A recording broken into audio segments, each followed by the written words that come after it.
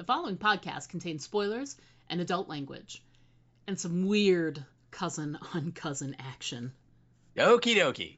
But, we do have rules about that for a reason. I mean, it's not a sustainable long-term sexual practice. This is a message from the Office of Emergency Preparedness. Due to the recent crisis, we ask that you remain in your homes. Do not attempt to communicate or interact with the creatures, even if they are people you know. Lock your doors. Bar your windows. Evil is coming. It's time for Aim for the Head, a horror apocalypse entertainment podcast. And now, here are your hosts, Diana and Steve. Hi, welcome back to Aim for the Head podcast. I'm Diana. And I'm Steve. This episode, we are super duper excited to begin our coverage of the Amazon Prime series Fallout. This week, we're going to start off with the series premiere, episode 1, titled The End. Excuse me. A little frog in my throat. Woo. She's getting decleft talking about I know, it. I'm getting verklempt just thinking about it. Give me a topic, quick. Fallout. They need to fall, or are they out? Anyway. Discuss. Discuss. So, before we get into our details of the episode, let's just do a rapid-fire quick thought on how we felt about this episode. In our previous podcast episode, I went first. So, Steve, why don't you start off with episode 1 of Fallout? Okay. How did you feel about this as a series premiere? And again, this is another instance where you have played the video game and I have not. So yes. There's that. Yes, so we're going to have that different perspective. And I love this series when it came out last year. And I believe I was the one that said, we should really cover this. And you mentioned it, and I was like, now that you mention it, it is apocalyptic. Yeah, and it that's is. kind of our brand, so, And then, about 2 weeks later, Diana goes, okay, I've watched all of them. Yeah, we were like, let me try out the first episode or two, and we'll see if it's viable, and we'll go from there. Yeah. Like, if I enjoy it. And then, 2 days later, I was like, all right, so I'm done. So, yes, I enjoyed it. Yes, which I was very, very, very excited and happy that you were like, oh, yeah, this is really good. So, it is. It's a great show, and I think it's kind of like it's similar to Last of Us, but different, and we'll get into the differences, but it's similar in that you do not have to have played the game at all to enjoy it. You don't have to know so many things. It's not like you're watching like a comic book movie or something where it's like, well, you have to read 20 years of the comics to know who all these characters are or whatever. And one of the things that is so great about this is that this, unlike Last of Us, is a completely different story than any of the Fallout video games. And so they literally are just setting it in like the Fallout universe.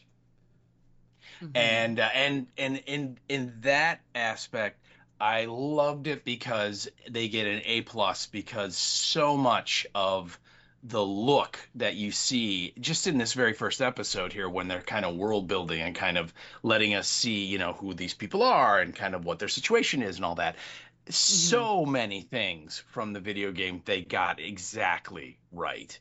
Where for you, a lot of it you're just like, yeah, okay, that's cool. But for the people like me that have been playing the game, and Fallout's been around for, I don't know, 20, 25 years maybe as a video game series. The last big one they did was Fallout 4, and that was, probably 5-6 years ago. And they are working currently on Fallout Part 5. At some point that'll come out. But I mean, the game's been around for a long time, and so for people like me that have played almost all of them, I think the original one was on a computer game, like for your PC, right? That's how old this series is. Like when it came out, the game consoles, Xbox or PlayStation or whatever, they weren't really up to snuff to handle the graphics and things that they wanted to do, so they made it for PC. That's how old this is. And And yeah, and so I mean, for people like me that have been playing it for that long, yeah, there's so many little Easter eggs, so many little nice touches where you're like, yep, that I see that, oh, I see that, and everything about it, the look of it, everything is just spot on. So yeah, right away I was excited when I saw it was coming. I had a little bit of trepidation of like, what are they gonna do? How are they gonna, they're gonna, Right, you know? right. But all those fears were quickly dashed, and I just was 100% enjoyed it. And yeah, this was a super fun series to cover. And this episode in particular, the way it starts, the way they introduce all three of our main characters that we're gonna see, I loved it. I thought it was super great. As someone who's experienced in the universe playing the game, I thought it was amazing. So now for you, who is not the video game player, what did you think? I thought it was great because even though I haven't watched the series yet, I didn't. So when Steve suggested this, I had not as of yet watched the series, even though it was released about a year ago, because it was around summertime of last year, beginning of summer. And so, but it was also in like the social media, like it was in pop culture, it was in the zeitgeist. So I'm very aware of what Walton Goggins looks like in the show as the ghoul. But to start the whole thing on, so I had that image in my head. So even though I didn't have any pre-existing things for the video game or anything like that, I didn't have any connection. I knew about like I've seen it mentioned before, the logo with like the boy and the thumbs up and whatever. So like I knew a little bit of that, but nothing substantial at all. But I did know what Walton Goggins looks like because it was everywhere online when people were talking about the show. And so for the show to start off in its first establishing story involves his character as Cooper before he becomes the ghoul. And it sucked me in right away because I was like, oh, well, this is how he becomes what I see later. This has got to be sort of like the origin. And I thought that it was really great because here I was with this image of what I'm expecting him to look like as soon as like the TV show starts off. But to sort of take that moment and it makes sense. The one thing you want to see when you have an apocalyptic tale is you either want to see a visual of, oh, this is what happened and now here's the rest of the story, or you get some sort of crawl at the beginning of your story that's like, in 2027 the bombs dropped and da da da da, and they tell you the reason why the world you're in is the way it is, right? Right. So I was pretty set up for that sort of atmosphere that they were going to sort of tell you how it started. And as soon as you see his face, I was like, oh, okay, this is pre everything. And I was so intrigued by the thing right off the bat. And it's like one of my first topics is I love the way everything looks. It's such a different take on futuristic, and I'm using air quotes there, which we'll get into when we start talking details. I love all these actors. I think they're fantastic. It's such a great ensemble. But then the three that are sort of telling those sort of three main stories between Ella Purnell, and I can't remember the dude's name who plays Maximus, and Walton Goggins, and the three of them. Aaron Moten is his name. Thank you.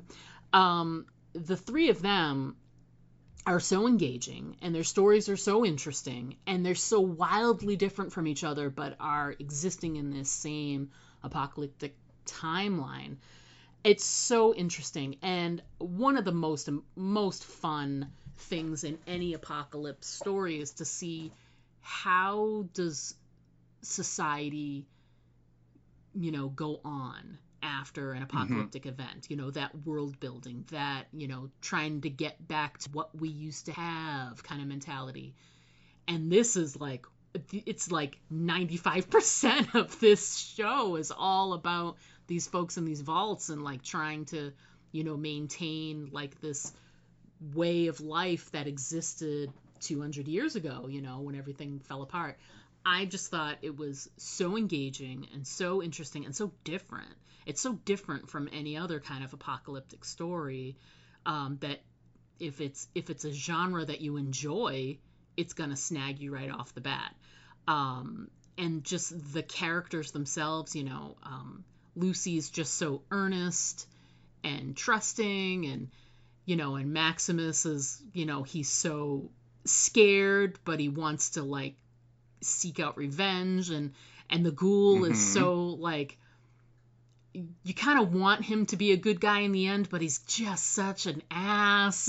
But he's got all this good reason, and in future episodes we're gonna get to so much more. But it's just such a great setup, a really great way to sort of pull you in at just the right amount of action and story, and not too much setup stuff, not too much world building. There's nothing boring in this first episode. And just it's visually beautiful. I can't say enough about it as a series premiere. It really is. It's up there as a really great establishing episode. Fantastic. 10 out of 10, no notes. No, as the kids say. There will be no notes. No notes. Oh, by the way, so that's it. That's it for this week, folks. We'll talk to you next week. No notes. No notes. Just pure, unadulterated bliss. Yeah, that's it.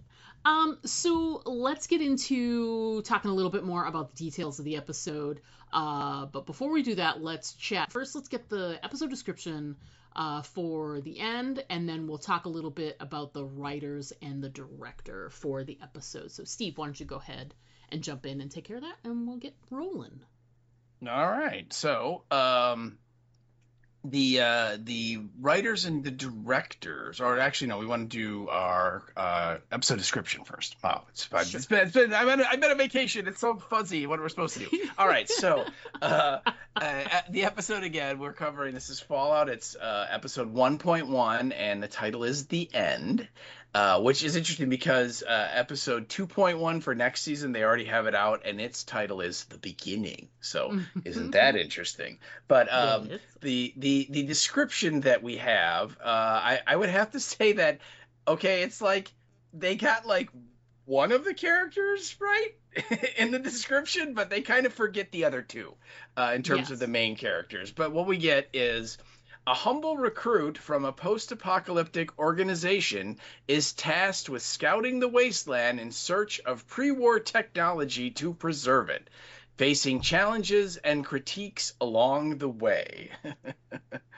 I like critiques. I like critiques because that's sort of like, hey, could you do that better? Because you're kind of sucking right now. I assume like by critiques they mean like, when all of like his buddies are like beating the crap out of him at the beginning, right? When we first are introduced to Maximus. But yeah, that's Maximus's story. I'll give you that. But we totally bypass Lucy and Cooper / the Ghoul entirely in that description. But that's what we get. And so that is our episode description.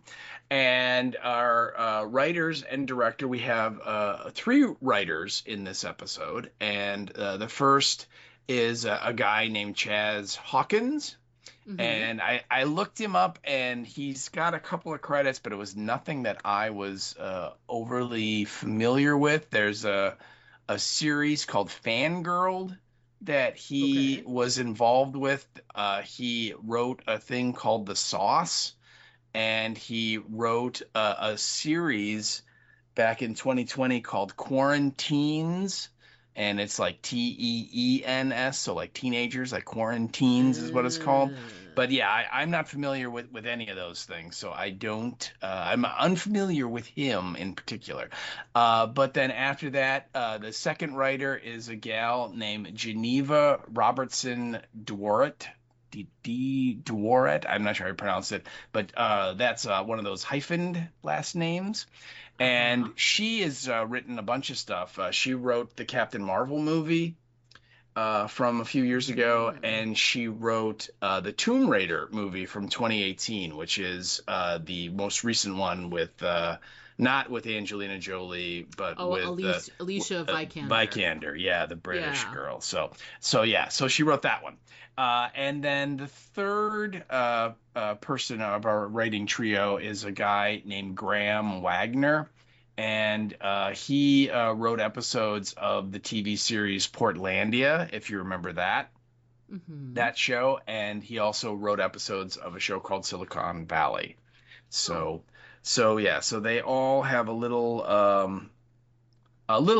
chops. They've all done some stuff. They've all got this is not like their very first time doing stuff. So, and then our director is a guy named Jonathan Nolan, and he has got a bunch of creds of things that I'm sure you will be like, I've heard of that. In particular, he and these are mostly writing credits. I kind of got when I was digging around looking it up, it looks like this might be his first time in the director's chair, Okay. at least for a major project. But previously, he wrote episodes of Westworld, which we're Mm-hmm. obviously familiar with. Yes. He wrote the movie Interstellar. And Wow. and his name's Jonathan Nolan, so it's possible he's related to Christopher Nolan, who obviously directed Interstellar. He also wrote The Dark Knight, which is another Christopher Nolan movie. So I'm thinking there's probably some sort of familial connection there. But anyway, Mm-hmm. he is the director for this episode. So that is your writer and your director. Interesting. Obviously the first scene we get in the movie is the movie The movie. of the show. I'm out of practice too. Look at this. Oh Take my 2 weeks God. off, man, and we just become like amateurs all I over know. again. It's amateur It's night. terrible. Here we I are. know. No So cake for you. yeah. Oh, thank goodness.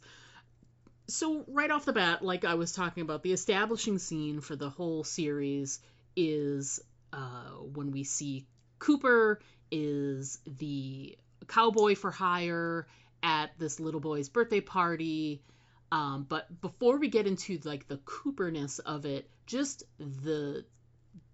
I want to talk for a second because it was my first visual of this Hmm. series, and I Right. love the choice that futuristic to them is this sort of retro 50s feel that's also mixed with some futuristic elements. So, like, the mom is walking through the house and she's wearing a dress that could literally come right off the rack in like 1952. And Hmm. she's got her hair done that way, but she walks past a robot that's like, I'm here to assist you. And it's like, okay.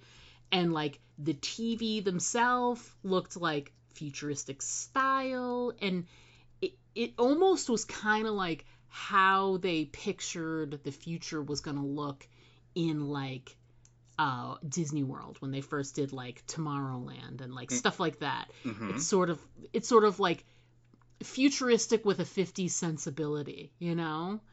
And I just think that that's a really really interesting production design, you know, and I know that it goes through the video game as well, that there's elements there as well. So I just thought that that was really really cool and just a great way to sort of establish everything in the beginning.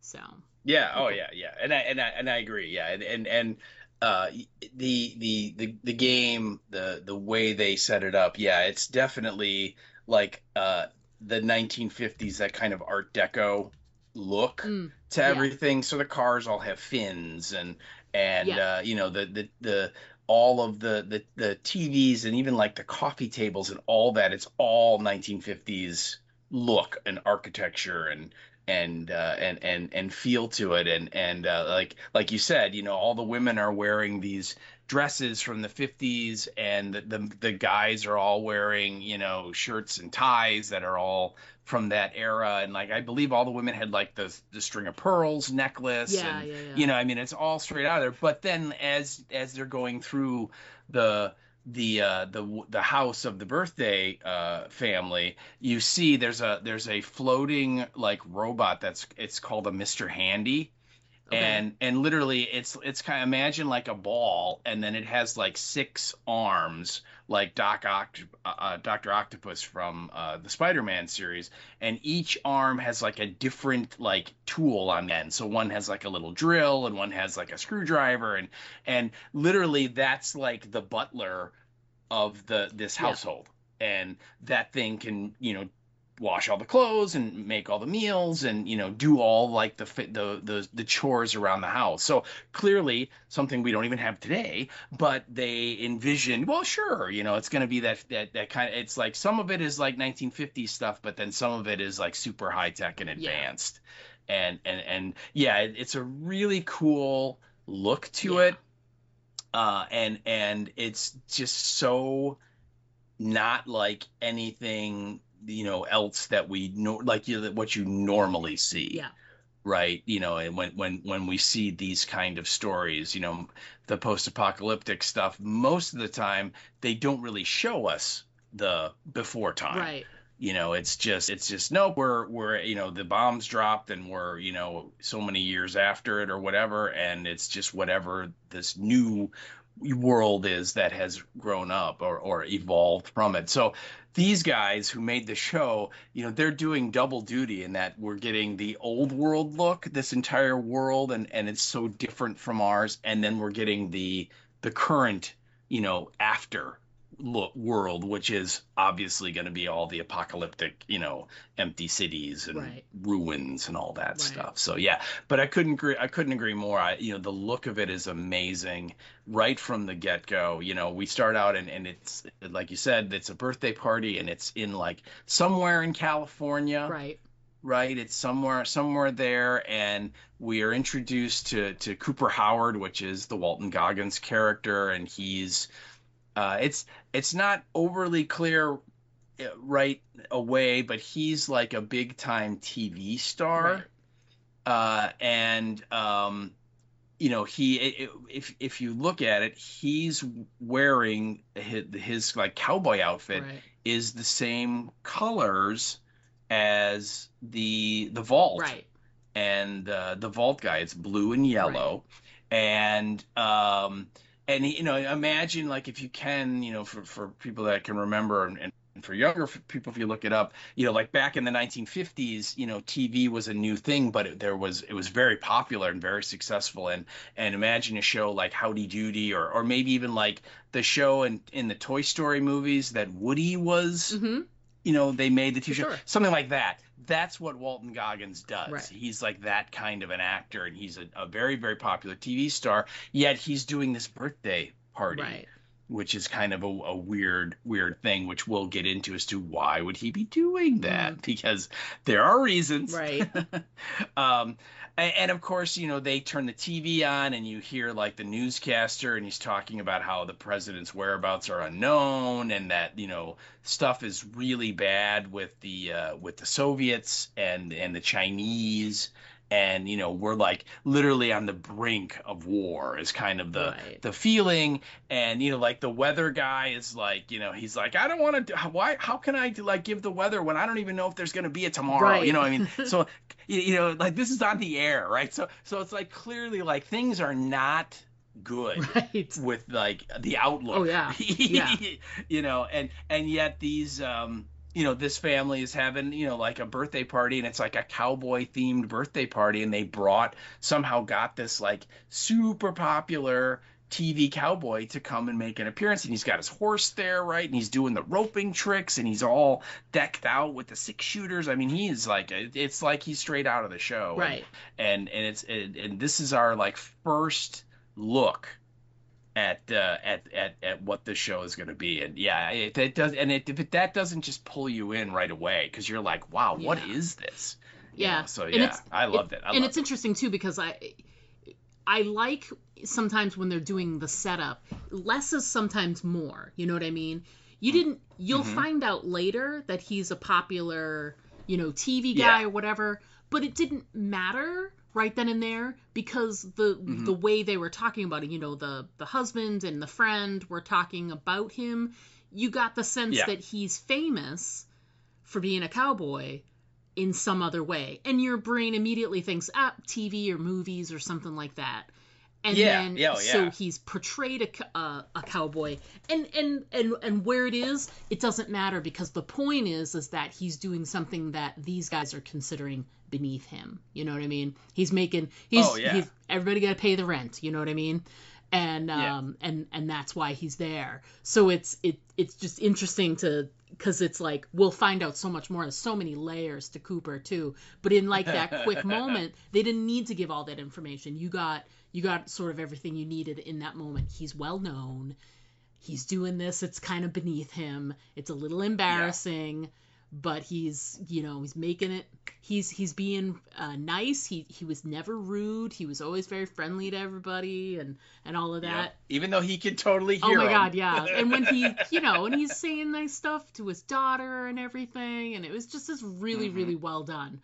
And you're right. There's this whole undercurrent of fear going on because of the stuff we've seen. We hear the report on the radio, and then the stuff on the TV, and then you see the weatherman, and then she changes the channel. So it's all these little context clues that you have that we're right on the edge, and all the adults are really nervous, and the kids are like, yeah, there's a cowboy here, and let's watch TV, and we'll have some cake, and blah blah blah. Oh yeah. So which was. Yeah. I think the mom, like, she turns it off and she's like, let's just focus on the party, okay? Because like all the moms are like staring at the TV watching, absolutely. And then like most of the dads are outside watching the cowboy do his roping tricks and stuff with all the kids. So it's and you're right, they do like the dad of the birthday boy is talking to his, like, you assume like his neighbor or something, and the neighbor's like, wow, what is Cooper Howard doing here? And he's like, hey, the guy needs to make money. And he's like, what does he need the money for? And he's like, alimony. Which is kind of a dig, right? And then like the little kids, like his daughter's like, what are they saying? And he's just like, they're just glad that we're here, and is trying to sugarcoat it to her. And then later on, when he finishes up and they take the pictures and stuff, and then the wife goes and gives him his money and thanks him for coming and everything, the dad tells his friend, he still took my money, and then one of them goes, pinko. so clearly, and that's tying into the 50s, the Red Scare and all of this kind of thing. So yeah, we're gonna find out a lot more about Cooper Howard and what's going on and why these guys kind of have this view of him. Right. But yeah, for right now, it's great, and you don't need to really know anymore. Yeah. So yeah. And it's this really great setup. It's sort of, there's tension right in the beginning, like as soon as you see, because like one of the first things that happens is the mom turning the TV off in front of the adults, like, we're just gonna have a party. So it's like one of the first few things that happens. So there's already this tension right off the bat. So something's we're on the edge. We're on the edge of the knife, waiting for. We're basically, not to mix the metaphors, but we're waiting for the other shoe to drop at this point. Exactly. So it's sort of, as the scene progresses, and we get those individual scenes with the, he's doing the rope tricks and then taking the picture, and then the crack by the husband and all this other stuff, and they go inside to have the cake, and then you made a point there, because they turn on the TV, and that's when the weatherman is like, I don't even know if I should make a report. I don't know if there'll be a tomorrow, and she switches it. Yeah, how can I be cheerful? It's so great. And she switches it over to. Oh yeah, too. And these are things straight out of the game, which is it's like a cartoon called Grognak the Barbarian, and it's brought to you by Sugar Bombs, and both of those things are straight out of the game, right? And in the game, in the future, you can collect Grognak comic books that you find, and it's sort of like a little side thing where they're hidden. They're not, you have to kind of dig around to find them. But if you like collect all of the ones that are in there, it unlocks some Easter egg or something for you, So for the crazy people like myself, the OCD people like myself, we have to like go back and find all the Grognard comics at some point. And the Sugar Bombs, yeah. And I mean, first of all, that's just back in the 50s. That's how shows were. Oh, yeah. It would be sponsored by. It wouldn't be like commercial breaks with bunches of sponsors. Many times there would just be one single one, and so that is a nice little 50s touch. But yeah, that both of those things absolutely straight out of the game, in terms of, we've seen those before. Yeah. So it's great, and like you were saying, like the way the ads are done, it's just such a 50s sensibility to it all. It just sets everything up. And then we get this great moment where he said he didn't want to do the thing with his thumb, and the daughter was like, well, why?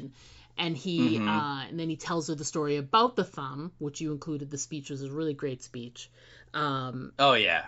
Well, and boy, is it gonna come back, and yeah, I mean, it's like, oh yeah, right away. It's like Chekhov's, like, right after the opening curtain gun, because wow, does it play back right away. Yeah. He takes a picture with the he puts the birthday boy on his horse and gets a picture standing next to the kid on the horse, and then the dad's like, hey, honey, why don't you get in? And so they take a picture of him with his wife, and then they're like, do the thumbs up, Coop, which is like his kind of like his trademark thing, maybe. We'll find out. And he's like, no, I based on everything that's going on, I don't want to do it. And of course that just gives a reason for the dad and his friend to give him even more shit about, wow, geez, what the hell, And so his daughter asks, why didn't you do that? And he says this story, and he goes, well, back when I was in the Marines, they taught us that if they ever drop a really big bomb, they told us to hold up your thumb just like this. And he does the thumbs up. And then he goes, and if the cloud is smaller than your thumb, well, you run for the hills. And then his daughter goes, and if it's bigger than your thumb? And he just kind of looks at her and goes, they told us not to bother running.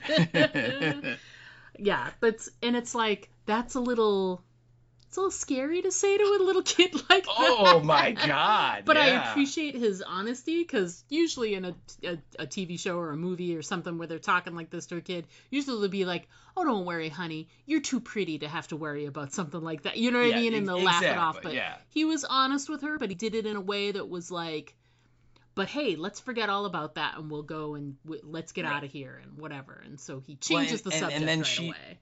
Yeah, and she asked him, like, do you think that we're gonna actually go to war, or like they're gonna drop bombs? And his response is, well, I really hope not. Yeah. And then she sees like all the other kids, and she's like the same age. She's like 8. She's just a little kid.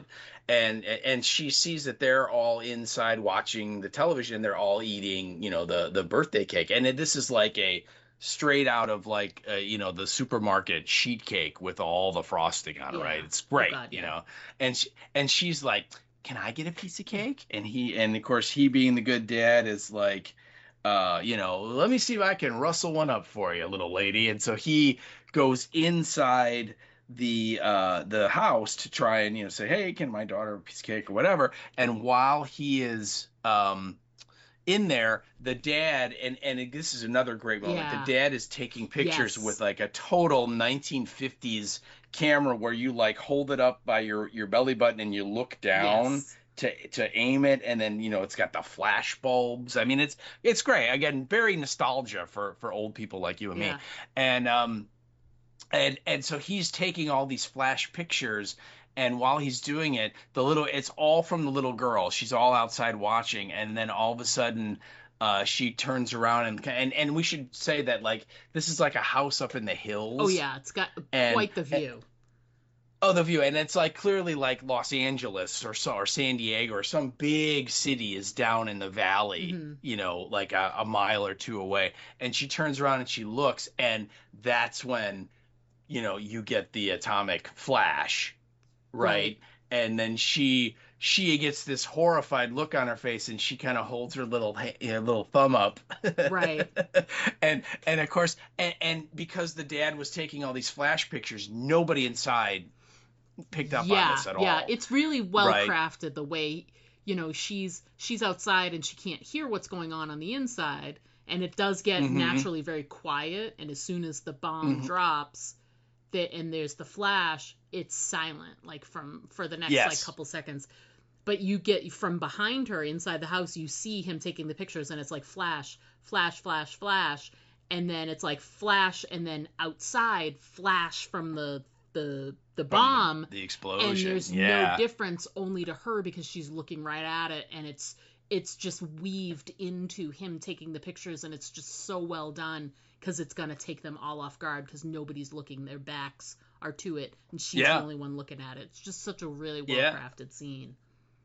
Yeah, it is. It's so great. Yeah. And then, of course, Walton Goggins, Cooper comes out, and he's got a piece of cake, and he's like, "One piece of cake, little lady," and he's also oblivious. And it's so great because she goes, did they mean your thumb or my thumb? Yeah. For like your test that the Marines taught you about. And that's when he looks up, and at first he's like, "Oh, that's just like a fire. It's just like a smoke cloud, honey. You're fine." And then he keeps watching it, and you see like the mushroom clouds start to form out of this massive. Yeah. Oh yeah. And then at that, and I think like then you see the shockwave. Yeah.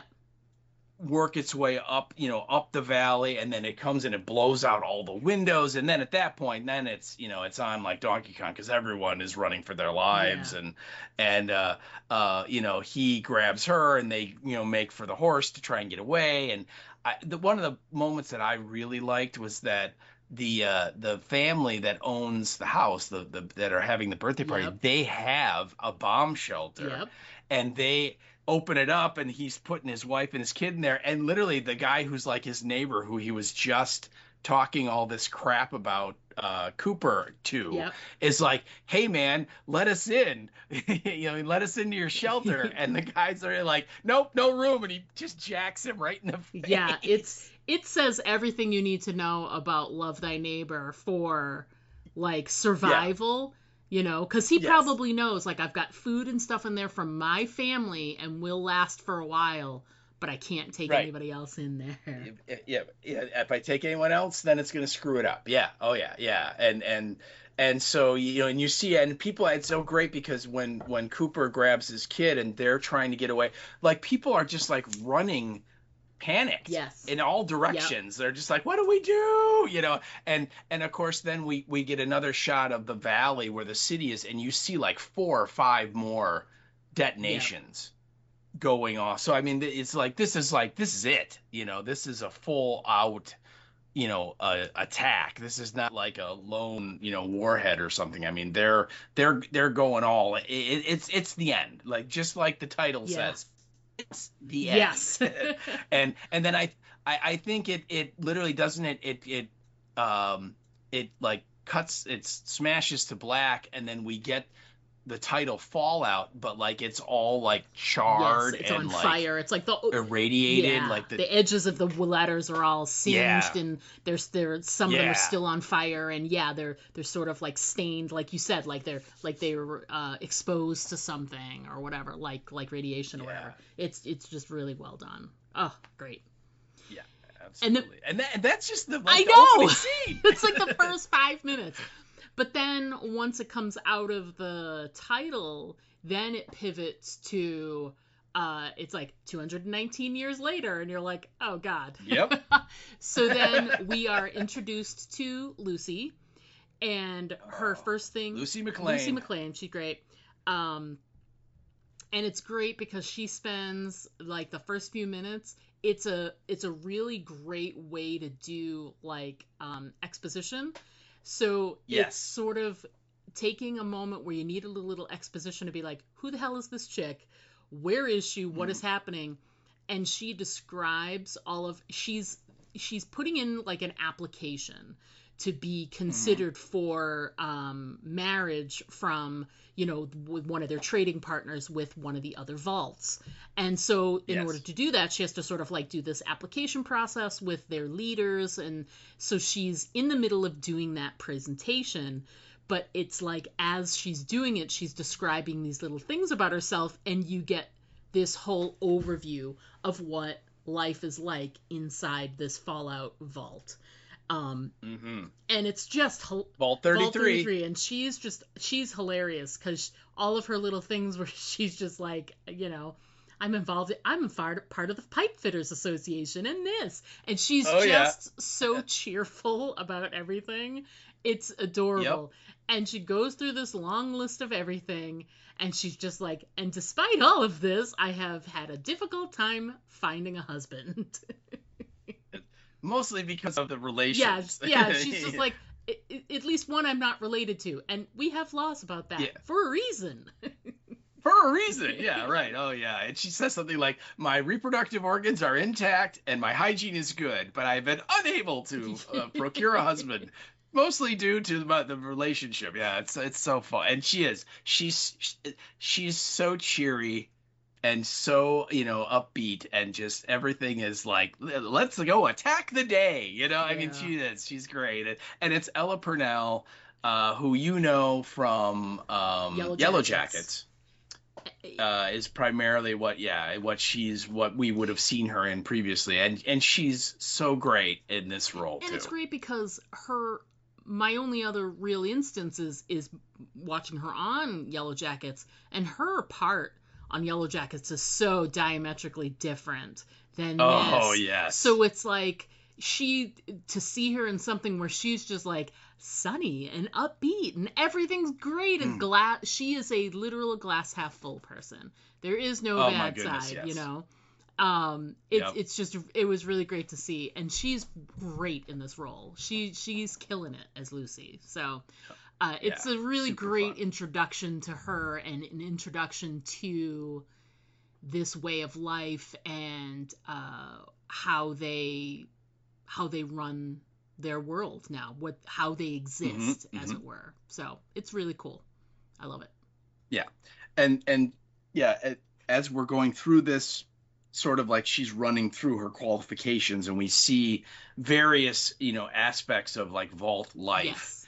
Yes. So much of it is just 100% dead on from the game. Yeah. I mean, like little things like the classroom that she teaches in.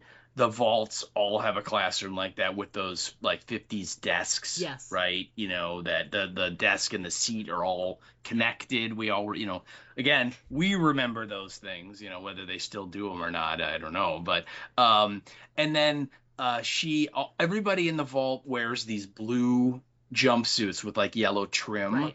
And on the back of it, it has the number of the vault you're in. So, she's wearing one that says 33. And I'm just going to ask you, I mean, how many of those cosplays have you seen in the last, 3-4 years of people at shows? I mean, a lot, right? Oh, yeah. Very, very common. Absolutely. Hello? I'm here. Yeah. I'm here. Okay, good. Oh, okay, I thought you were finishing your thought. I was like, please continue. Yeah. Oh, no, but I thought you had more to add. So anyway, so they're all wearing and everyone wears the same outfit, the same thing. And then on their left, like wrist and forearm, they have this big device that's like clipped around their arm, and they haven't told us this yet, but it's called a Pip-Boy. Oh, okay. And it literally is like a little, like it's like what our phones are today. It's got a little computer in it, and you can use it to like scan for radiation, is there any actual fallout nearby. It monitors your vitals, It has a little plug-in device that you can use to plug into the electronics of the vault to like open doors and things. And in game terms, it's where you can like look at your inventory and see all the stuff you've got, and it shows you, you know, your hit points and all of like your vital statistics of the game. And of course, you know, like a lot of games like this, when you make your character, you have like all the attributes like strength and dexterity and constitution and intelligence and charisma, and it shows you all those things. And then you know, it's a really cool interface that you use a lot in the game. And again, the look of it here is exactly like it is in the game. You have the green screen, right? You've got kind of the cheesy animation with the little blonde like Vault Tech guy, I guess, Yep. who he's on all the posters on the walls and everything. And another thing I wanted to mention is that there's a bit where she's walking by and there's like a little bobblehead Yes. of that guy, and they like somebody like taps his head and he starts, you know, the head starts, you know, jiggling. And those little statues are total things you can find in the game, and they help you if you find them. Like there's like one for each attribute, so there's a strength one and there's a constitution one and a dexterity one, and they're all in like different little poses, but it's the same character. And they're, as you're exploring this world, they'll be in weird places. You'll like open up a you know, a chest, and there'll be one in like some abandoned house for some reason, right? It doesn't really matter why, but when you get them, that helps you. It gives you like an extra point in that category of whatever it is, so you get a little bit better, you know, when you find them. And so that's like, again, a goal that the OCD people like me will like, you have to find all the bobbleheads. And where are they? We don't know, you know. So yeah.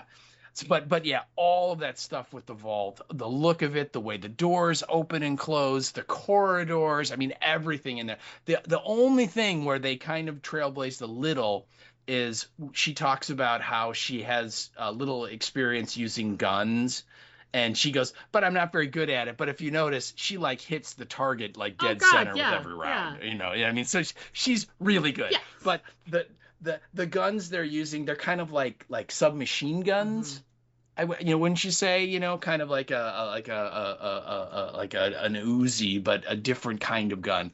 And in the game, the primary weapon that you find in the vaults are what they call these auto pistols, and they're like 10 millimeter. They just look like an automatic pistol, like a Glock or something that we have now. But that's kind of the primary like vault gun in the game. And here, for whatever reason, they decided to just make it like a submachine gun, because we don't really see the auto pistol like that. And the thing that she ends up using when the fight breaks out is more like it shoots like a dart. It's like a dart gun. It shoots like, you know, these little injectable things that like knock you out or something, the tranquilizer gun or something. Yeah. So, but other than that, again, I just got to say, you know, if you were to play the game, you know, and see the vault, the way the vaults are in the game, it is identical. I mean, they did such an amazing job capturing all of that stuff. It's so great. Nice. Well, I love it. I love the world of it. And it's cool because we get this introduction, and it's all centered around this. You know, Lucy's trying to just make some babies, is what she's trying to do. Yes. And find a husband. And they... Oh, and then let me ask you, how old do you think Lucy is? Well, she said she'd been playing around with, like, cousin stuff for, like, 10 years. So, to me, I feel like she's got to be, like, 20, somewhere in that 22 to 25 range.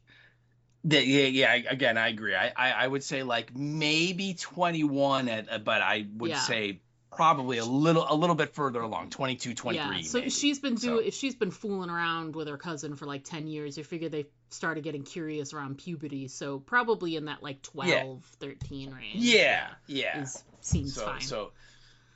Right, and you're right. She is clearly anxious to, you know, and she's talking to her friend who is very pregnant, who clearly like did like the ceremony like the last time they did it, or somehow found a husband in the vault that she wasn't related to, because she's married, and and Lucy is clearly like, I can't wait to be married, and she and some of it is like, because she, she wants to, like, do like the real, sexy times, Yes. and not the fooling around stuff, because she's like 23 and curious and excited and all that. But you're right, she's also like, total, like, we have to save the human race, and we're going to do that by popping out babies. Yes.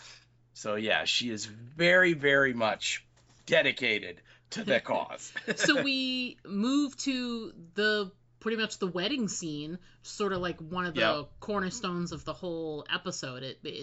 It's the inciting incident of the whole show, really. And so they set up this trade with the vault that's right next to them, Vault 32. And Vault 32. They have this big ceremonious moment where they open up the vault, and the representatives from Vault 32 come across, and they and we should say they're all wearing blue jumpsuits, just like the Vault 33, except they're 32. say Vault 32. And they they exchange items, and there's this moment where Lucy's dad is like, we have, as arranged, we have seeds and machine parts. And their leader says, and in exchange, we offer a breeder. A breeder. And then Lucy's great, because she's like, so... Who am I marrying? Who am I marrying? And then this dude comes walking up, and, he's like, this GQ model looking guy. Yeah. And like, she looks over at her friend, and her friend goes, kind of mouths the word, she goes, lucky. And then, like, her husband is standing right behind her, and he's like, gives her this look like, what? It's great. That's the other thing I really enjoyed about this show, is that it's taking place in this, like, serious story, this serious, it's the apocalypse. It's a pretty serious tale, but there's lots and lots of moments of lightness and joking and things like that. Yes. And there's some true funny moments, and that's definitely one of them, is when they are introduced to Monty, her future husband.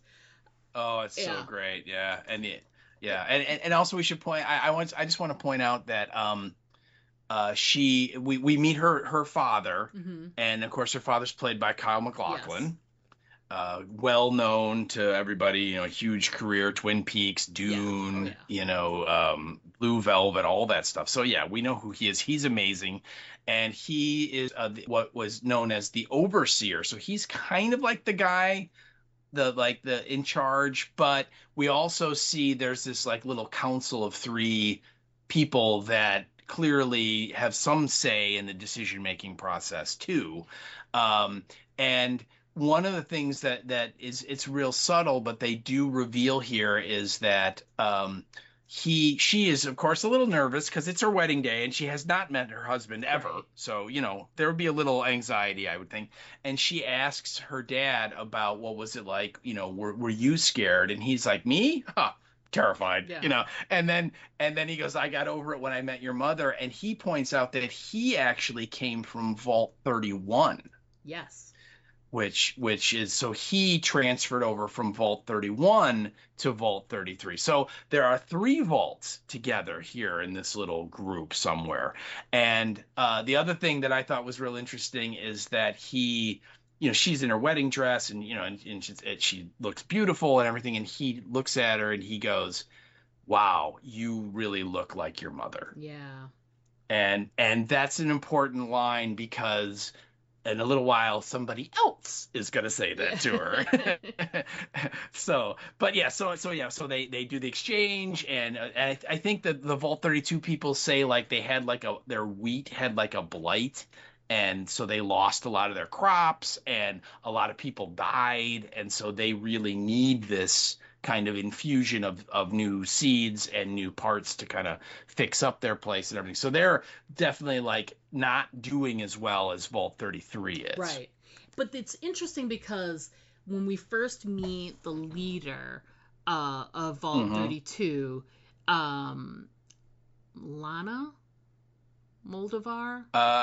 Moldaver is her Yeah. last name. I think her name was Lena. Lena. Yeah, Lita. yeah, yeah. So when we first meet her, there's something about her demeanor, and I swear I'm not telegraphing having already known how things turn out. But from the Lee, her name is Lee. When we first meet Lee and you see all the other folks from 32, right off the bat, something feels off. Something is not right. Yes, you are correct. Yeah. Seem different than the 33ers. And don't get me wrong, like, different society, different people, whatever. But there's a strange kind of roughness to everybody. And just Lee just doesn't, I don't know, there was just something about Lee that made her seem like she was kind of sly and conniving right off the bat. And I don't know what it was, just the way the character was playing it.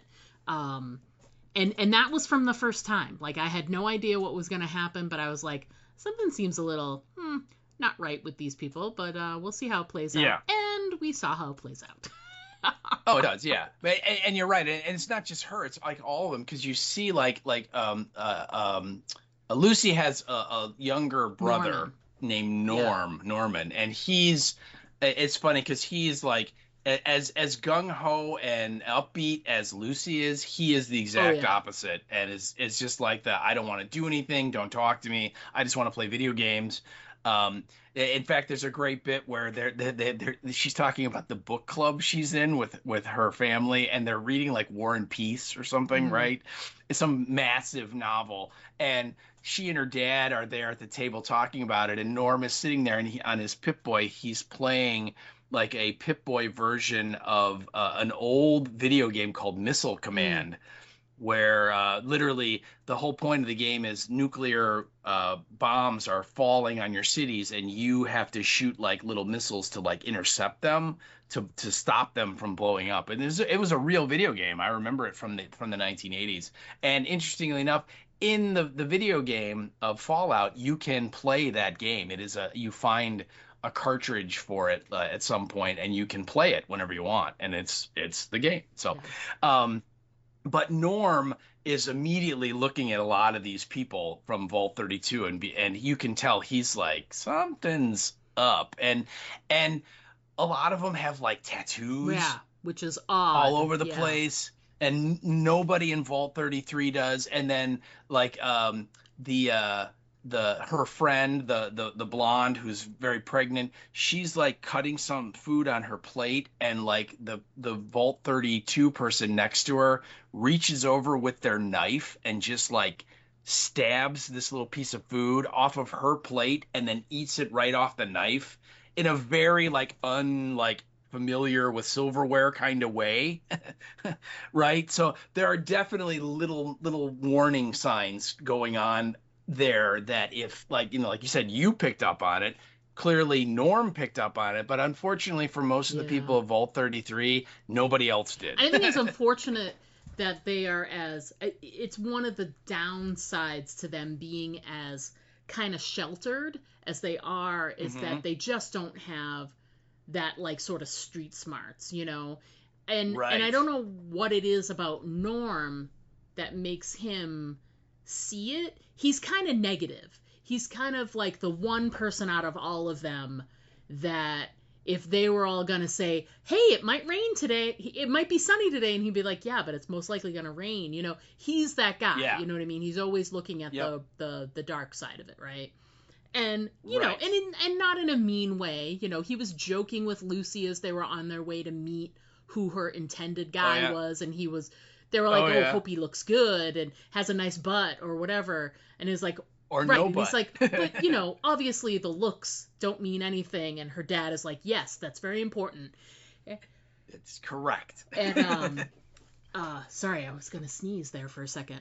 And so she's like, yeah, it doesn't matter. So if he's like, what did he say? If he's like pockmarked and riddled with holes or something like that, and his dad was like, Norm, stop.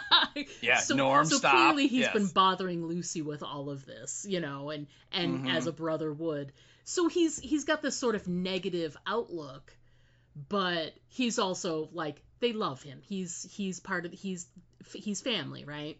And he means well. Yeah. He has this like this way of seeing things, but it's a good thing that he does, because he's the one that, like, things are moving along, people are starting to dance and have fun, and then Monty's like, show me where I'm gonna live, and she's like, all right, let's go. She's let's go. It basically means let's go roll around in the hay.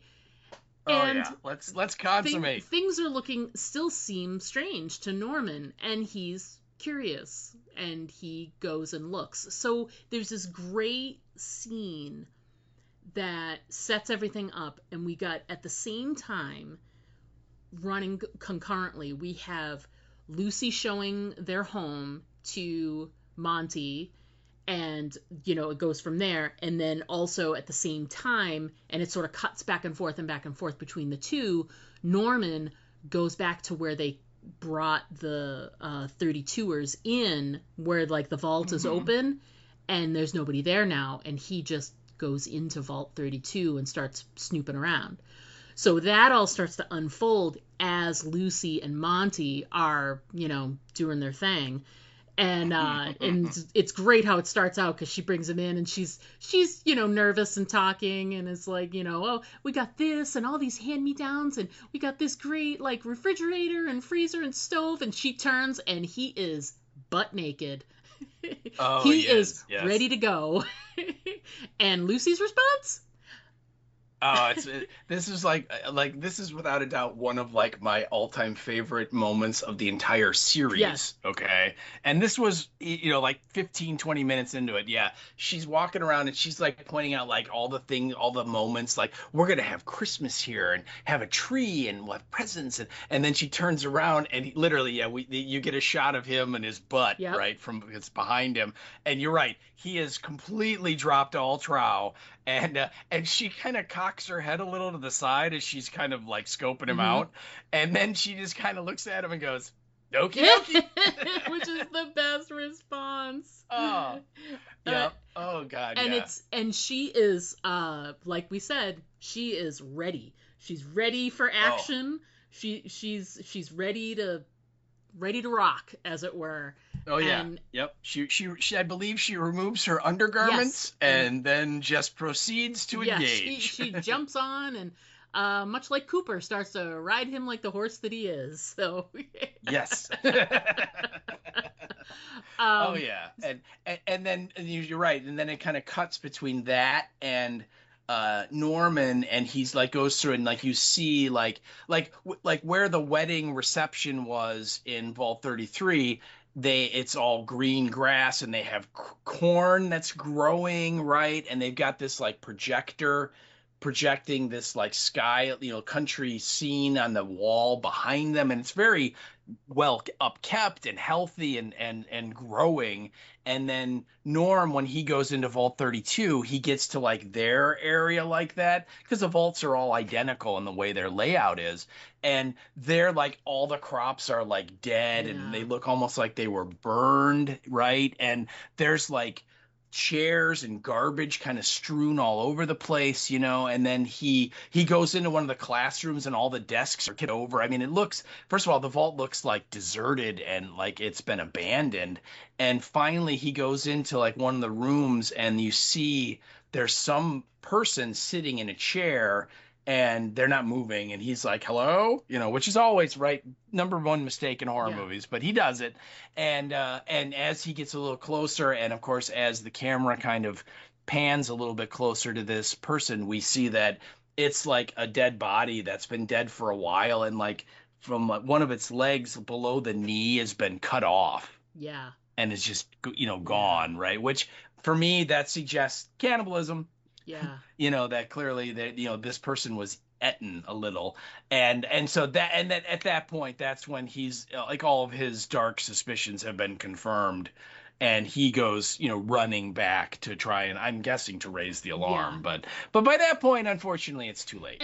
And when he has his moment of realization, Lucy and Monty are sort of post coitus, as it were. And so she's sort of laying back there and, ooh, like all aglow. And there's this great moment because you already know that you've already suspected something's off with these people. You don't know what it is. And now you're like, oh God, something's off with these people. And this guy is alone with Lucy. And she's laying on bed and she's like, this is great. And she like leans up a little and she looks over at him and she sees him. And it's such a small thing. It's uncouth and it's weird and it's tacky, and he does it anyway. He's naked. He goes over to the window and he wipes himself off with her curtain. With the drapes. Yeah. Like as if you would with like a sock. I'm just saying. You know what I mean? So yeah, you seem to say that from experience. I've been down that road. So like, Okay. so I mean, not this specific one. I mean, hello, keep the drapes to yourself, sir. So it's like this moment where it's like, I go back and forth on the meaning behind it, but ultimately he's not classy. You know what I mean? Like it's this idea of, he doesn't know you're not supposed to do that. He doesn't know that curtains are a nice thing. So, and she's immediately like, whoa. And at the same time that she's like, whoa, there's like a noise or a bang or something that's from, the area they just came from to sort of alert you. And it's like, oh, what's going on? Something's happening down the corridor or something. And he crosses back over because he's thirsty. And he starts running the water to get himself something to drink. She gets up out of bed and goes over to the window, the other window, which leads out to like the hallway and can see where other folks are. And she sees something that gives her pause. I would assume someone being shot or stabbed or some sort of violence. We don't see what she sees, but we know that it lets her know that the shit is going down. And she sort of turns slowly to look at him. And he hasn't seen her yet. And he does the weirdest thing. And it's great. He fills the container for the blender to use as a glass. Yeah. Because he doesn't know. Yeah. And she knows what a blender's for. And we know what a blender's for. But he has no idea what a blender's for. Except, hey, I can fill this with water and drink it because I don't know any different. So it does two things in a row that are like, it shows that he did not grow up in a like civilized environment, or he has no idea. And in that moment, she understands that he's not who he said he was. Right. And she got this great moment. She takes her pip and puts it on, and she goes to like scan him. And the radiation meter like goes like all the way over. It pegs. Yeah. So he's been exposed to radiation, and the only people who have are people that have been out on the surface. And she, on the surface, she immediately is like, "You're from the surface," and it takes her out like 3 full seconds, and she's like, "Raiders." Yeah. And not the Las Vegas ones. And not the ones that like are looking for some kind of golden ark in like northern Egypt. Different raiders. Right. So then ensues a fantastic knockdown drag out fight between the two of them. Oh yeah. Because it was great that they showed us in the Lucy getting to know you video stuff at the beginning. Not video, but she's in that presentation, and she, like you were saying, she says the thing about marksmanship, and she's like, I'm not that great, but she hit the targets really well. She's a spectacular fighter. She's really, really well, and she does like gymnastics. She's agile. She does like other phys ed. So she can tussle, and oh boy, does she. She's prepared. She's ready to go. She's never really used a knife, so you can see when she picks up the knife, she's unsure because she's probably hasn't used that as a weapon or in any of her training. But she just sort of like sees it, she reevaluates it, and she's ready. And they just continue, and the tussle is on, and it's a really, really great fight scene. It just it's got a couple of different like peaks and valleys where, you know, he smashes her against the stove, and she like gets him, you know, in the nuts, because why wouldn't you? And like all these different moments, he slams her down on the table, and they start like tussling back over into the kitchen area, and the whole thing comes to a head, and he gets her up on top of the stove, and he's in the middle of like, he's gonna choke her. They're fighting, they're tussling. Well, he stabs her. And after he stabs her, that's right. So they're fighting on the stove, and in the closed captioning you hear, you know, something like, you know, stab, you know, piercing flesh or whatever. Squish or something. And you don't know who it is, and he leans back just slightly, and you see that the knife's gone into Lucy. And then he continues. Then he starts trying to choke her out or something. And she's struggling, and she's got her right hand, and she's sort of flapping and flailing about, and the sink is right next to her, and it's where he put down the blender.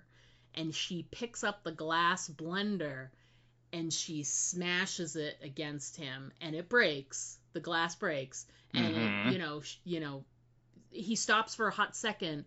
But what it also did is it exposed the blender blade at the bottom, and there's just a little bit of the glass left and that blender blade. And she comes back down in the opposite direction with the blade and gets him right across like the face, the top of the neck, and just slashes. And it's so gory, and it's great. It's a great moment. And you're like, yes! Oh, yeah. And they really did the scene nicely, because he falls to the ground, and he has this moment of like, you see like his hands twitching, because he's like losing, he's losing all his blood and whatever. And he's just like twitching on the floor. And it's just such an incredible fight scene. I can't say enough about it. It's great, because you have this image of what you think Lucy is, in terms of like sheltered and you know, very positive and you know, sunny expression, but she's ready to beat the shit out of this guy and fight for her family and her neighbors in that moment. She's fierce. It's great. I love it. Yeah, I did too. It's a really well put together fight sequence, and one thing I wanted to point out was when he goes and kind of wipes himself with the drapes, and she's like, but she's still kind of enjoying the glow, the post glow, and then he goes over to the sink. And it's real subtle, but he like turns the water like on and off, like a kid, like where he's just like, holy crap, they have running water, you know. And she sees that too, and then he grabs the blender thing, and both of those things, she's like, that's weird, you know. But again, she's not really putting it all together. And then the other thing is that I picked up on is that we see him, and he has all kinds of like scars on his back and on his side, and just like wounds and things that like someone who lives in a vault doesn't have. And it's like that, and the idea that she's starting to hear some of the kerfuffle that's going on out in the hallway. That's what gives her the idea to put on the Pip-Boy, and she scans him, and the radiation. Yeah, she's like, the only way you could get that much radiation is if you're from the surface. And and then she just kind of, it's great, because literally you see the little hamster running in her head, and then she goes, Raiders. She's like, 1 plus 2 plus 1 plus 2 plus 1. Raiders. Oh no. And I think too that, and then so they start fighting, and right before he stabs her, or right before he closes in to choke her out and finish her off, he says, like, just so you know, this is the best day of my life.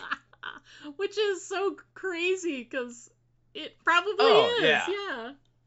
I love it.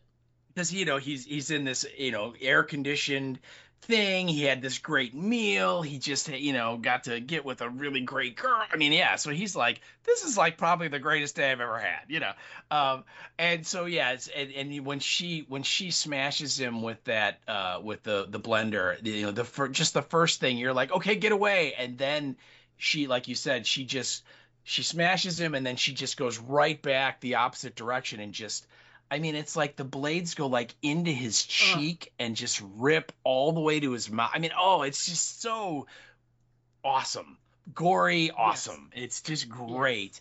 And he's out, right? And you think he's down for the count, but he does do the horror movie, comeback a little bit later here. Which is so a little disappointing, but whatever. But yeah, you got to expect that, right? But what I loved was that she then, literally pulls this knife out. But when we say knife, we should like make sure that everyone understands it's like a 10-inch blade. It's like a Crocodile Dundee. That's not a knife. This is a knife moment. Exactly. It's long. It's not your standard issue knife. No, and it's like up to the hilt in her. So it's, she's got like a huge wound, and she pulls the knife out, and you'd be like, Lucy, I think you're going to die, because, that's really bad. And she opens up a little first aid kit, and she takes out this thing that it's like a hypodermic needle, but it has like a gauge on the top of it. And, I'm sure a lot of people are like, what the hell's that? Well, that is a thing totally straight out of the game, and it's called a stim pack. Okay.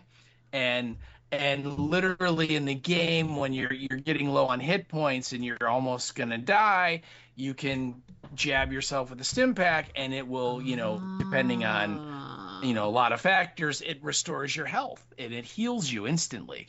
And so why is Lucy able to go out and start engaging other raiders in the hallway and stuff and not be like, oh my God, I just had a 10-inch knife in my side?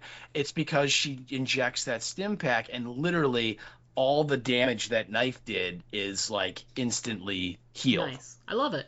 And so, yeah. And again, it's a cool device that allows her to keep going, but it's also straight out of the game. And again, the look of it is identical, and the way it works is identical. And for people like me, very cool. And see, and I didn't understand exactly what it was. I just assumed it was some type of like medicine, pain reliever, something. But so it's great because like it's got this extra layer for you, but for me, I was just like, oh, okay, this is some kind of medicine or help thing, and she's gonna inject it, and it's gonna be fine from there on out. So it was fine for me.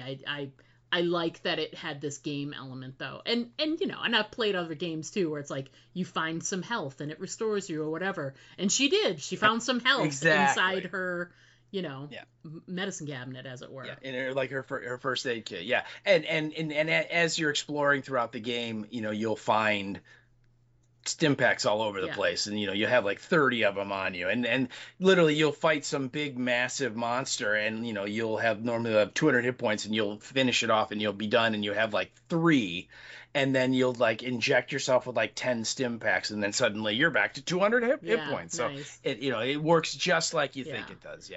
But anyway, so she goes out and she goes into the armory, and the armory has now been like ransacked. So like all the raiders have like armed themselves with machine guns, and she ends up just getting the tranq gun and goes out and just kind of wades into it and just starts taking out bad guys one by one, man. And it's crazy because like as she gets out closer to where the sort of, it's like this meeting area where they had the wedding, so it's like a like a common area, like and it's set up like a park, right, with and they got the cornfields growing and all that stuff. Very cute. But she's heading back to that area because it's where everybody was gathered, and you can hear that there's like fighting and screaming and things going on there, gunshots, and as it's happening, someone like hit the jukebox and it went back to the song that was there at the beginning, so it starts playing Some Enchanted Evening again, and it's like she's walking around, she's still in the wedding dress, she's got this big blood stain on the side of the wedding dress, and she's barefoot, and she's walking through this hellscape, and in the background is Some Enchanted Evening, and she there's like people that are getting their throats slashed in front of her, and it's such a great sort of like juxtaposition of the two things right next to each other. It was well done. I really enjoyed it a lot. Um, yeah. So So that we get a lot of Yeah. fighting, and the dad shows up. Kyle MacLachlan shows up, and I think actually, Monty does come back and kind of gets the upper hand on Lucy, and it looks bad. And then Kyle MacLachlan, Hank is his Yeah. name. He like ends up taking him out with like a shovel and like brains Yeah. him a couple times, and so that kind of and then he dunks him in the barrel, the pickle, literally the pickle Yeah. barrel, right? That's got all the brine and the pickles, and he drowns poor Monty in this pickle barrel and puts him off. But we see like a lot of the Vault 32 people, they've like taken off their jumpsuits, Yeah. and they kind of like look like they put on stuff that was left over from the Road Warrior. Because they got like leather, like shoulder pad type things and all that. And again, that's the way the Raiders look in the game. So that is just kind of another little nod to them. And there's one little moment that I wanted to mention, and there's a character in this, and his name is, I think his name is Chet. And he's the cousin that Lucy has been fooling around with. And earlier in the beginning, like he's the guy in charge of like opening the doors between the vaults.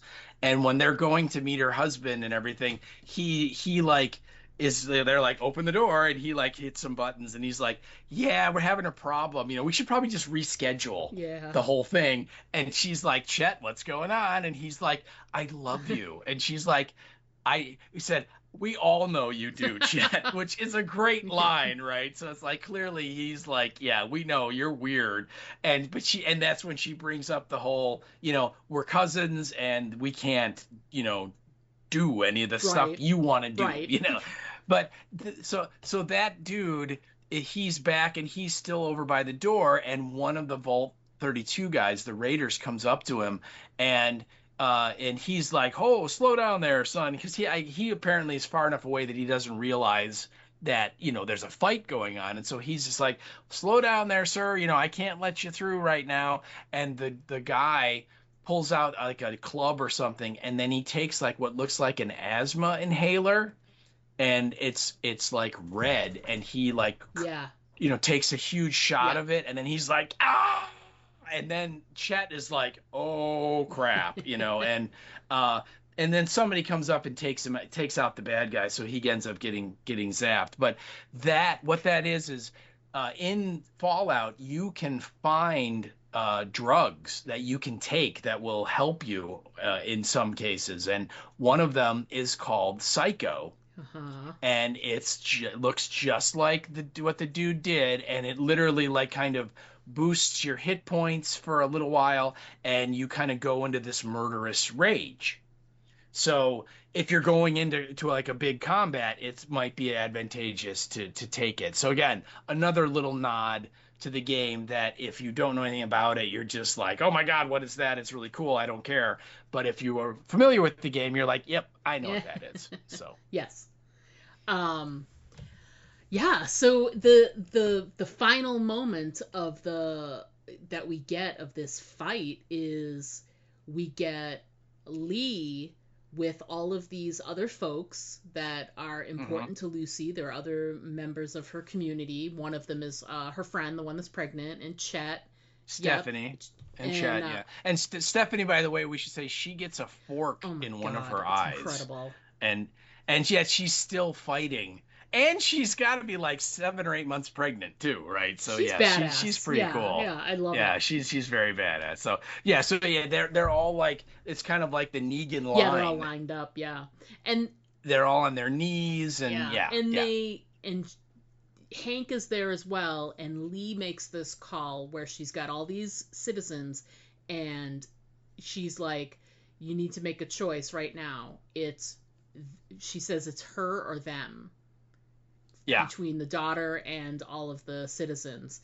And he like takes Lucy and he like tosses her in a closet somewhere and locks the door. Yep. And she's like, what are you doing? What are you doing? And he's like, you are everything to me. And you are my entire world. Yeah. Oh, it's so cute. And then they set up, they have like this remote bomb set up, and that's what they've got. It's like right there, and she sets it off, and they start walking away, and she tells all the others, like Chet and Stephanie and the others, you know, you're going to want to run real fast. Yeah, you want to do what you do best. Go run and hide. Yeah, and they also they like trank Hank. Yes. Trank Hank. Wow, look at that. Like 3 or 4 times, and they like drag him away. So they take him. They physically take him with. And before they do that, though, Hank looks at Lee and he goes, "I know who you are now." And her response is, "Everybody knows who I am," which is, you're like, what does that mean? And so then he gets tranked and they drag him out, and then she goes over and looks like Lucy's in this closet, and there's literally like a porthole round window that she can look through, and Lee comes right up to her and looks at her, and Lucy's like, "Where are you taking him?" And she said, "Up to the surface. You should try it sometime and see for yourself." And then she looks at Lucy and goes, "You know, you really do look a lot like your mother." And so now you're like, what? Huh? What? Yeah. Oh, yeah. And she also says real cryptic things to Hank, like, you know, do these people, pointing to the citizens, like, do they have any idea what they are? Yeah. You know, and again, we don't really know what that means, but you clearly get the idea that Lee and Hank have some kind of history together, that they somehow have something, you know, in the past. But again, that's for later episodes to get into. And so the last thing she does, then she hits the trigger on the bomb, and then she leaves, and then she tells everybody else, "You guys should probably run." And so, you know, it blows up, and we assume it like seals, you know, the access way between the 2 vaults, and so that's kind of the end of the Raiders and so on. But just an incredible sequence, the whole thing. To go from the start of the sequence was Lucy, you know, just like chipper as a chipmunk, like talking about how my sex organs are viable and da-da-da-da, and she's so happy, all the way down to this, where a bomb is getting set off and her dad is taken hostage, and all of her, you know, there's so many people dead and people are hurt and injured and blah, blah, blah. And it's, I mean, talk about a big change from the way it started, my God. for sure. Yep. And then we pivot to being introduced to the next character. And I will admit off the bat that I warm to Maximus as the story goes on, but his storyline to me, at least in the beginning, isn't as interesting as, I mean, how could it be? I mean, Lucy's story is, there's so much going on there. There's so many layers, but they do have to, like, Maximus is really important to the story as a whole, and his story does get bigger and better as the episodes go on. I just felt like they did the least they needed to do to sort of get Maximus started in the story. Yes. And basically we get to know that out on the surface there is a group called the Brotherhood of Steel, and they are in charge of, they call themselves, they are the finders and the preservers. So they basically go out and find old technology, and they gather it together to preserve, and it's a way to keep society alive and moving forward. And it's great because it's got this very because they're like a knighthood, they've got a very sort of Renaissance sensibility to the way that they're sort of set up, knights and squires and all this stuff.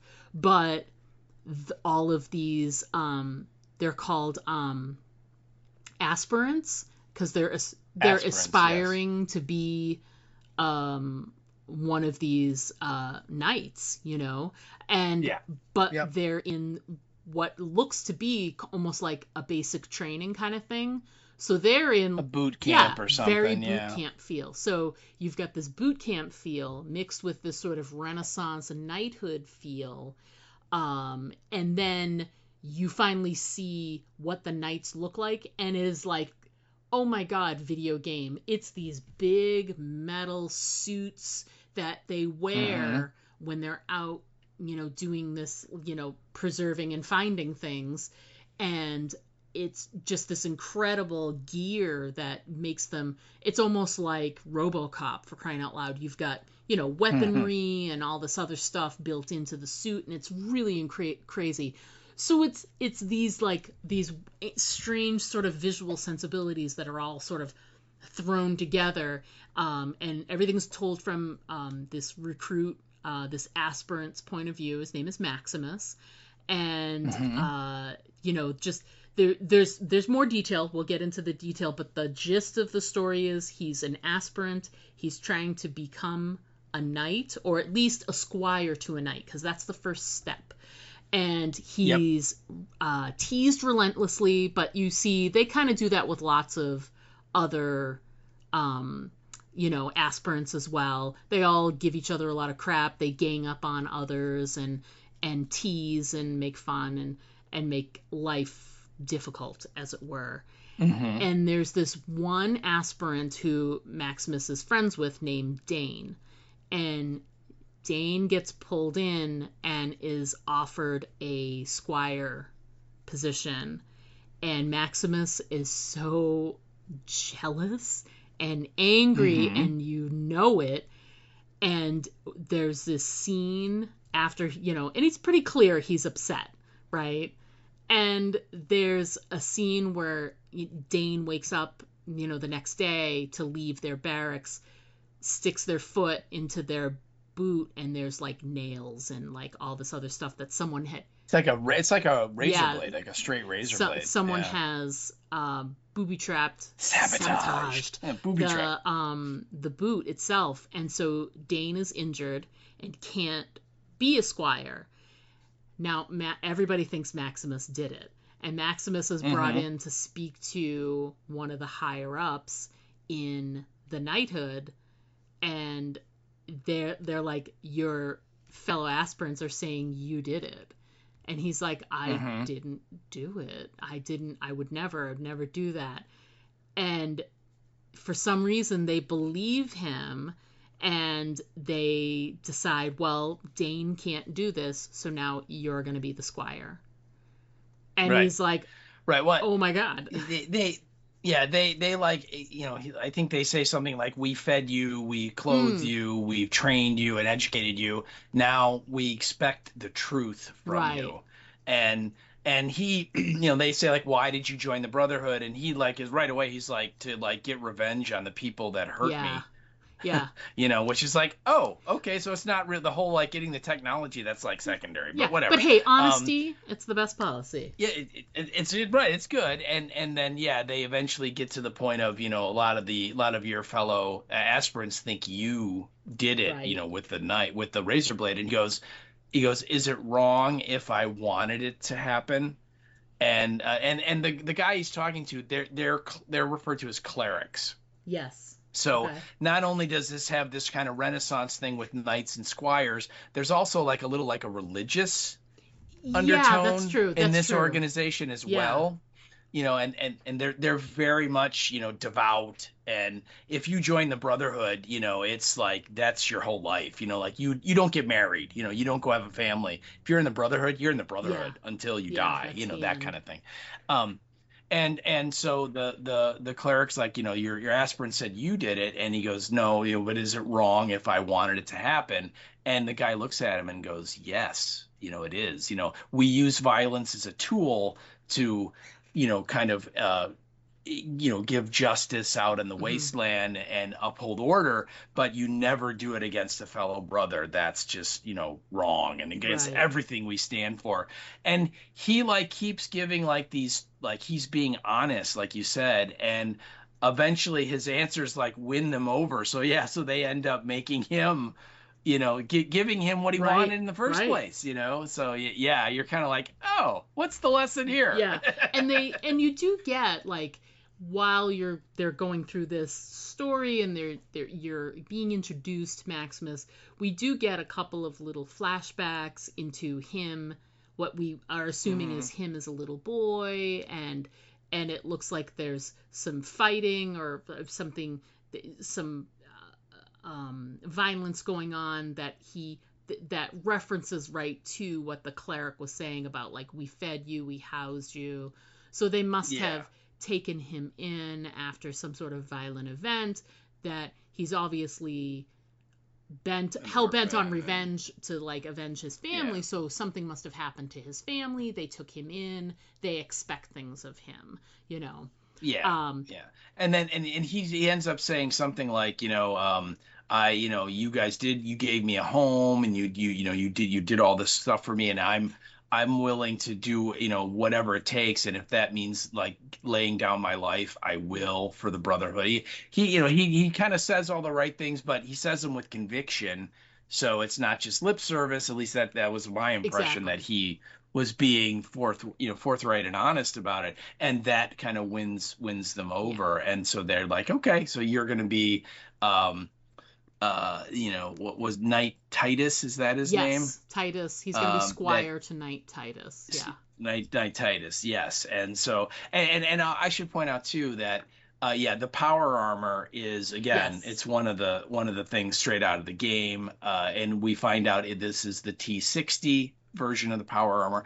And the other thing I should tell you is that the power armor is from the before time. Mm-hmm. So the army troops in the 1950s beginning sequence were all equipped, or most of them were equipped in that power armor. So when you see the knights wearing this armor, it's hundreds of years old. Preserved it much like they're preserving other tech, right? Like they say they are. And then the other two things we see this massive dirigible, that kind of comes into the camp. And it's like, imagine like the Hindenburg or something. It's huge, right? And then they have all of these. They're kind of like helicopters, but they're in the game. They're called vertibirds, and they have two propellers that they're kind of like. There's an actual plane now called an Osprey that they have two propellers that start like helicopter propellers, so they can lift the plane off the ground like a helicopter, and then once it's in the air, they rotate forward like airplane propellers, and then it flies like a plane. And that's what the vertibirds, they do the same thing, but they're kind of like a helicopter in that they have an open back, and you have a guy ride there. They might have a gunner in there, and it's a military vehicle. And both of those things and the power armor, again, straight out of the video game, exactly like the video game. And the power armor, I should point out, they run on like plutonium cores that you like plug into them. So yeah, they're nuclear powered power armor, but they look super cool, and it's very sci-fi, unbelievably sci-fi. Quick question, because I don't know, but the power armor, do you have the option in the game? Can you be playing a character that's wearing it? So, so you can be like inside the armor and sort of seeing through the visor, like we experience later with Maximus. Oh, yes, okay. and all of it is exactly like that. And they're in the game. There are different kinds of power armor. That's the T60. There's like T80. There's T40, which is an older version. Yes, and you can upgrade your armor, and you can paint it different colors in the game. You can have you can paint it Voltec colors. You can paint it like Nuka-Cola color. I mean, it's amazing all the stuff that they let you do with it. But you definitely can get into it and walk around with it, and you can carry a lot more with it. You have more protection from not just physical damage, but like radiation protection, because there are some spots in the game above ground that are just irradiated, and if you go in there, you'll die, because it's like suddenly you're in an episode of Chernobyl. It's like, oh wow, 10 million rads, we're dead, and so if you're wearing the power armor, you can hold out. It gives you some protection. So it's very, very cool. And again, the look of it here in the show is dead on with the game. So yeah, huge huge fan because it's like, yep, you got that Nice. right. Oh, that's so cool. And like I was saying, it's there's not a lot to sort of get. You're mostly just getting introduced to Maximus. You're getting introduced to Yes. who he is, who this brotherhood is, and what his role is going to be like in upcoming episodes. We're not sure yet, but we do know like he's going to be assisting this guy that's going to be, running around, above ground, as it were. Mm-hmm. And he's going to be looking for this, old tech and trying to keep it, intact and all this other stuff. So you have to assume, whenever you see stuff like this, you're like, okay, so we're getting these individual people's stories, and at some point they're all gonna come together at some point. So yeah. So this what? No, go ahead. I'm sorry. I was just gonna say that so he's appointed the squire, and then they like assign like all the Knight Titus isn't the only knight. There's like 4 or 5 guys in power armor here. They're all there, and they then like get like an assignment from like their command, sends them a message that they are given like a drawing of this guy that they need to go look for, and they reference that he's like a member, and they use this term, the Enclave, and he's gone missing, and he has taken some high-tech thing with him. He wasn't supposed to, but he did. He stole it. And so their job now is to go out and track this guy down and retrieve the technology. And so Maximus, he's like wearing the squire, outfit. And it's so great because like each knight has like what looks to me like this, like imagine like an oversized golf bag. And it's clearly like got like all of his weapons in it, whether they're swords or guns or whatever. And so Maximus's job is to literally like run behind the knight carrying this massive bag like a squire does. That's what the squire does, is he gives the knight, here's your sword, here's your lance, here's your shield. So anyway, it's real humorous because he's like running behind and he's carrying this bag that's about as big as he is. And they're like comically large. They're so comically large, and it's hilarious to watch them. It's really great.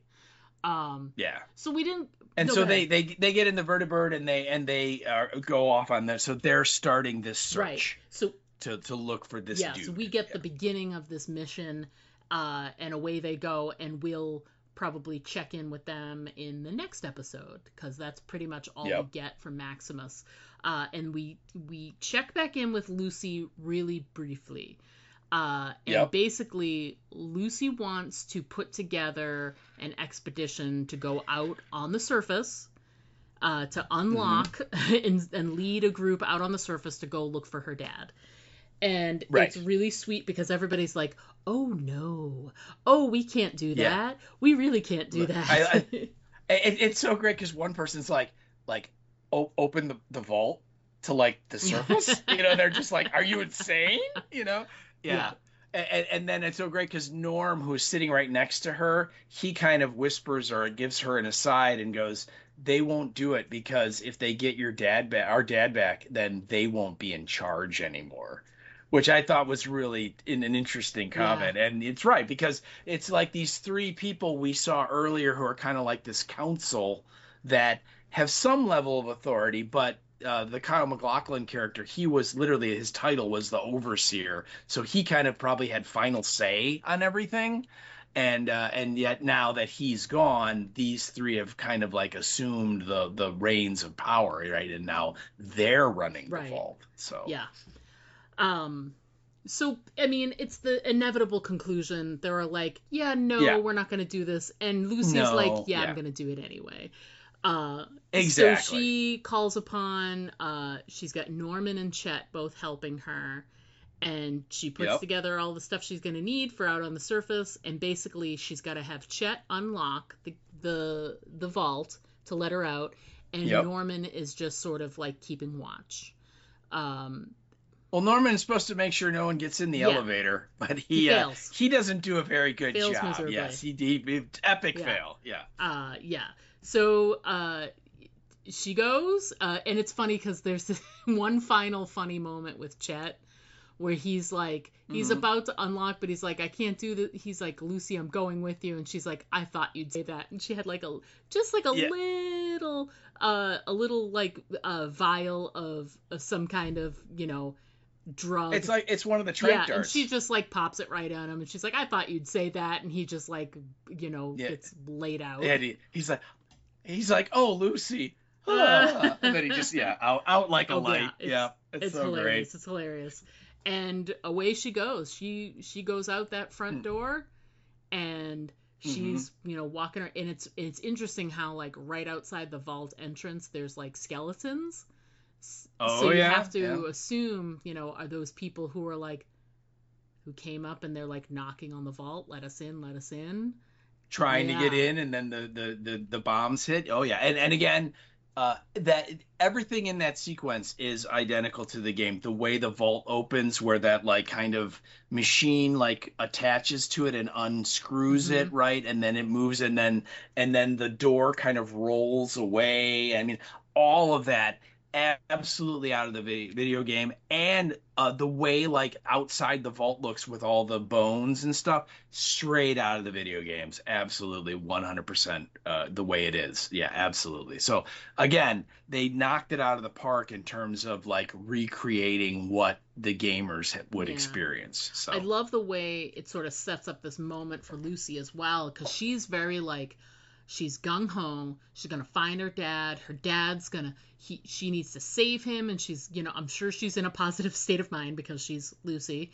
And the first thing you see as you step out is like skeletons that are just sort of spread about, and there's nothing gory there. They're obviously been there for a long time because they're just skeletons. There isn't anything left of them. And they are like bleached clean from like the sun and everything. So they've been there for quite a bit. And so it's just like she's trying to be like, think positive, and the very first thing is the skeleton is like, oh, well, that kind of takes you down a couple of pegs. Yeah, not so great. What I love is that when the door opens, it's just this blinding light. Right. And I mean, you can't see anything, and she's like has to walk through it. And it's so great because Chet, before they open it, is trying to talk her out of it, because he's like, you don't understand, Lucy. It's not like a vault. It's really big. Yeah. and so, the door opens, and it's literally this blinding white light, and she like puts her hand up over, to kind of shield her eyes. And then, of course, like the elevator comes back, and a couple people from the vault are like, Lucy, don't go, and then she steps through the door, and then the door closes behind her. And it's just it's like you are going into the unknown. I mean, like this woman, as confident as she is, and perky and plucky, and like, I'm going to go find my dad, and yet she has no idea what's out there or even where to start. But she's going anyway. She sure is. And then the next character that we get introduced to ourselves is the ghoul. And I love that they called it him the ghoul. Because of course I always think of you, because Steve is so adamant whenever we're covering anything zombie related that he prefers to use the term ghoul whenever. And so when I saw that, I was like, oh, Steve loves that. Yes, I do. So the nuts and bolts of the ghoul is basically there's these not so great characters are sent to go wake him up to hire him for a job. And he's being kept alive at this farm somewhere, and it's like a cemetery somewhere. And he's like being kept alive, like he's being fed like some of that, like, I guess the juice that keeps him alive that we see more of later. It's like two IV bags are like running right into the ground, but he's like buried in a coffin. but they've like left like a food supply to kind of keep him alive. Yeah. And it's this really great scene where they got these. There's three of them, and two of them are kind of knuckleheads, and one is like the leader.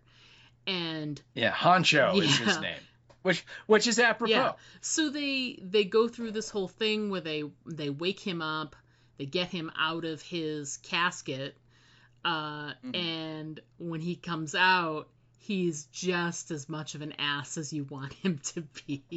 Oh yeah. And he ends up killing all three of them. Kills the other the two extras like really quickly, and then it's just him having a conversation. And the guy who plays Honcho, that's McKelty Williamson, who played Bubba in Forrest Gump. In Forrest Gump, yes. And so he's a little bit more well known of an actor, so he got to live a little longer, but not by much. He did. So he tells him what the job is. And he's got like the same. Does he show the printouts of the guy and the dog? He does. Yeah. So basically the exact same quest that Maximus is now on with the Brotherhood. This guy is going because he says there's a really big bounty has been put on this guy, this character who we've not met at all. He has taken something from the Enclave, whatever that is, because we don't know what that is yet. And so they have gone to this guy to dig up this guy because he's like a really good bounty hunter tracker guy. And so they figure, and what does Honcho say? Like his dad worked with him once in the past, so that's his familiarity with it. And literally one of the other guys is like, how long has this guy been like this? And he's like, oh, a long time, and so they're there to kind of like try and have him like, hey man, you can come with us and we'll split the reward. And the ghoul, he's so great because he's like, well boys, here's the thing, I work by myself, and and then he got a sense like, because like Honcho's like, this is my last job, and then I'm gonna have enough money, I'm gonna go do whatever I want. And so the ghoul's like, when people say it's like their last job, usually means their heart isn't in it. And he's it's so great. And of course it's Walton Goggins, and when we see him, his nose has fallen off. And so he just has like the opening, in your skull, and he still has some skin, but it's very tight, it's emaciated on his bones, and he's wearing a cowboy hat, and and he very quickly turns the tables on these three knuckleheads, What the one guy, he like blows his head completely off with the shotgun, if I remember correctly, right? And then the other guy, he just kind of stabs, and then he ends up with Honcho. He ends up he like throws his coffin back into the open grave, and Honcho is like attached to it, and he goes flying into the grave after it, and he's clearly dead in the grave now. And it's very cool. But now, when you first saw this scene, did you make the connection of the ghoul and the opening character at the party? Yes. Okay. Yes, okay. Because I knew unfortunately in advance that Walton Goggins looked like the ghoul in Fallout. Okay. So then when you see him, and it's more recognizably Walton Goggins in the first scene when he's playing Cooper. So when they show him as the ghoul, I'm like, I know it's the same guy. Okay, but what's interesting is the last thing we saw of Cooper was him being this nice guy. He's not getting drawn into like negative thoughts, negative whatever. Yep. He's trying to be the good guy in that moment, and to do that, and then now he's this. So yes, as much as it's a setup episode, you're almost like, yeah, could I get a little bit of how he became this guy? Hopefully, which we'll get. Yeah. Obviously. And the other thing too is that he's 219 years Older. old, older. I mean, so, he's like, assuming he's like 40 in the flashback scene, that means he's like almost 270 Yeah, years no old. kidding. So, yeah, a lot of like living has been going on with him. And I also thought it was really cool that in the beginning sequence at the party, when he's talking to his daughter, he says something like, us cowpokes just find a way or something like Yeah. that. And then he repeats that line at the very end after he's killed all three of them, and he has the papers with the bounty and all that information. He repeats it, but it's much more nefarious. There's a lot more like it's not quite as innocent and upbeat as it was when he was talking to his daughter. Now there's a little bit more evil to it, right? There's a little more weight behind it in not necessarily a good way. And again, you're right. It's like, wow, what does this guy experience that he's now this kind of cold-blooded killer guy, Yeah. So yeah. And the reason I asked if you recognize that, and I didn't realize that you were spoiled with it, is that apparently there was a lot of, or not a lot, but there was some confusion Wow. from people watching about, the ghoul, who is he, and how, why does he sound like the guy from the beginning? Okay. So I just wanted to make sure that you guys, I assumed you would have, but I just wanted to ask you if like was that an instant thing, or did it take a little bit? But if you'd already seen the images, obviously you were like, well, I see him as human, and I know he's gonna look like a ghoul sometime. I'm curious though, from the people that saw him, that maybe they went in blind, they didn't see any images, they didn't get spoiled in any way, that maybe there was some confusion. Did they think that there were two different characters? That like Walton Goggins played like some cowboy guy in the first scene named Cooper, and he also plays this ghoul that shows up later in the episode. Called the ghoul, yeah. That's weird. Or there's people that I guess who thought that, wow, Walton Goggins is in like 5 minutes of episode 1 and that's it. Oh, and didn't recognize that he was the ghoul. Yeah, right. And so again, I read about that there was definitely some confusion there from people who are like, wait, who is he, and why is he playing two people, and whatever. And so I just wanted to see, when was it that you made the connection, and again, it's not surprising at all that exactly. You're like, I know. Yeah. So so that's it. That's us meeting our three main characters. Is there anything that we jumped over or we didn't really cover that you want to make sure that we chat a little bit about that happened in this first episode? The only thing I just want to just quickly say, and I know we've been chitty chatting a lot here, but unlike the Last of Us, this is not the story we're getting here is not one of the stories from the games. Right. Okay. And this is much more like what I think they refer to as like an open world type of video game, where, in The Last of Us, Joel looks like Joel and Ellie looks like Ellie, and you play those characters. Right. Not both of them at the same time, but you're either Joel or you're Ellie, okay? And you really have very little control or say over what they look like, any of that stuff. And the story of The Last of Us it's one story. It's linear, right? You start in Boston, you get Ellie assigned to you, you have to take her to Salt Lake City, and then you travel across the country. And yes, each like little chapter is its own little story that you have to complete, but you really have no choice. You're going to Salt Lake City. You know what I mean? It's like that's gonna happen because that's the story.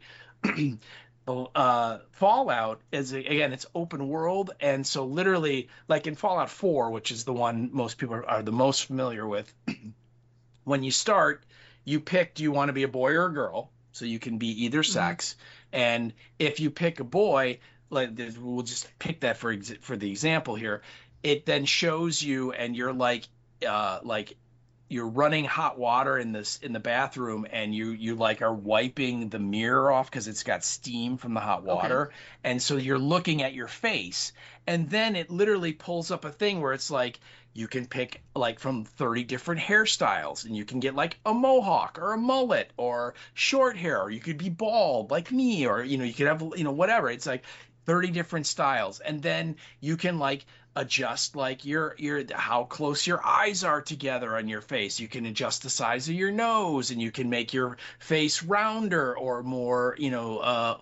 oval shaped, and you can have jowls or not jowls and cheekbones. I mean, it's like you can adjust everything on your look and the color of your eyes and all that stuff. And then you pick your body style. Do you want to be like athletic? Do you want to be average? Do you want to be big, small, short, tall? Total control. And total, you can set it up exactly how you want it. And then when you're finally done, it goes like, are you happy with how you look? And if you hit yes, then it saves it. And that's how you look then for the game. And so it's very much you create everything. And then once you get out in the world, you can go wherever you want. It's not like I have one mission to do and I got to follow it through. It's like, no, you can head in any direction. And of course, as you go about, you discover missions to do. You meet people and they're like, hey, my sister got captured by raiders, will you help me go rescue her? Oh, okay. Very similar, I think, in the setup of the series Westworld. Yeah. Remember when the two brothers first get there, and the one brother, the older brother, had been there previously, and the younger brother, who turns out to be the man in black, he is his first time, right? And he sees Rachel, whatever her name is, Rachel Wood, yeah, whatever. And the older brother's like, oh no, don't go talk to her. That's a dumb adventure. Let's go somewhere else, right? It's very similar to that, where like you're just kind of walking through the world and you run into people and they'll say things, and that will like open up, hey, you could go do this adventure if you want, or you could go do that adventure you want. And it's whatever you want to do. So it's a totally different kind of game than The Last of Us. But what is amazing is, just like The Last of Us, they're pulling over stuff exactly, lifting it straight out of the game and recreating it in real life. So I just wanted to say that, just so if people are like wondering what the game's like, it is not at all like The Last of Us. It's much more you decide, and it's open, and wherever you want to go, you can go. Well, that's cool. All right then. Yeah. All right. Well, I think that's it. I think we covered everything we wanted to cover. So, folks, we're going to go ahead. We're going to take a quick break. When we come back, we're going to discuss listener feedback we received for this episode and what's coming up on the podcast. So, everyone, please stick around. We'll be right back. Now there's about 20 of them out there. What will we do? Don't worry, we're safe in here. They'll never get in. Why is it that in every zombie story, people always think that their safe haven is invulnerable? I know. It's like, hello, the walkers are totally going to get in. You better get ready for it. No! Diane, get behind me. No, it's not stopping. Do something, Jack! And another thing, how come nobody in a zombie story has ever seen a zombie story? Do you know how much time in human life would be saved if just one person in the group was up on the genre? What do we do? Aim for the head. What? Aim for the head. You heard them. Aim for the head. Quick, Diane, I think we should try and fix the barricades. I think we should listen to them. Now, that's the first good idea they've had all episode. I still don't think they're gonna make it. Aim for the Head, a horror apocalypse entertainment podcast. Join hosts Diana and Steve as they recap and discuss the best of horror, sci-fi, fantasy, and apocalyptic entertainment. Aim for the Head, available wherever you listen to podcasts. Find us on Instagram and Blue Sky. Hey there, this is Greg Nicotero, and you're listening to Aim for the Head podcast with Diana and Steve. And don't forget to always aim for the head, because body shots, they really just don't work. Hey there, everybody. We are back. We're going to jump into our feedback, then chat a little bit about what's coming up on the podcast. So first up, and first and last, and only feedback. You know what? That's okay. It's a slow burn. It is. And maybe people forgot that we were even covering it. Maybe they didn't watch the first episode quick enough. And I don't know. But we can always count on Erica Price. Hey, Erica. Who Hey, Erica. Erica actually, very funnily, saw us, sending out social media saying, hey, we're going to be covering episode 1 coming up. And she sent me a message that said, yeah, when I saw you talking about episode 1, I got really excited because I thought it was season 2 coming out. And then I did some Googling and looked around and realized, oh, they meant season 1. Season 2 doesn't come out until December. And she's like, and that's what happens when you're doing something else and you're listening to a podcast. Yep. Which is true. That's true. But it's nice to know that Erica will be right there when we cover season 2 in December. Absolutely. So yay. So this is Erica's feedback for episode 1 of season 1. Just so we're clear, because that's what we're covering is season 1. So Erica wrote to us via the Facebook, and she says, starting with the title, The End gets us right into it. Oh, how I wonder if this is prophetic of these times we're living in. Hush, hush. I've not played the game, so I came into this series with 0 spoilers. I'd love to play video games, but my inner ear dictates otherwise. Oh, that's not good. The mix of 50s aesthetic, black and white TV, and robotic technology is so well done. Alakazam and goodbye! LOL's cousin stuff. These shifty-eyed 32ers are definitely up to something, right? Yeah. Not 32ers, Raiders. I love how the background film Burning replicates the opening scene of the mushroom clouds. I did notice that. Yeah. That when the film does melt, it looks the same. Continuing on, she says, only 2 staples in that wound, Lucy?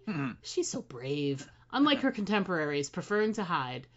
Maximus isn't brave either, but steps up when called upon, looking to his leader for approval. She continues and says, the ghoul is the party cowboy from so long ago. Looking forward to his backstory. Walton Goggins is perfect in this part. Looking forward to the rest of the season. Don't lose your head. I love it, Erica. And I'm glad because clearly Erica watched this when it released before, so she's either rewatching and giving us her thoughts, or maybe she's just doing it from memory, maybe. Maybe doing it from memory. Who knows? We'll have to find out. So I did. You know, one thing she did mention was, which we didn't really talk about, is the music.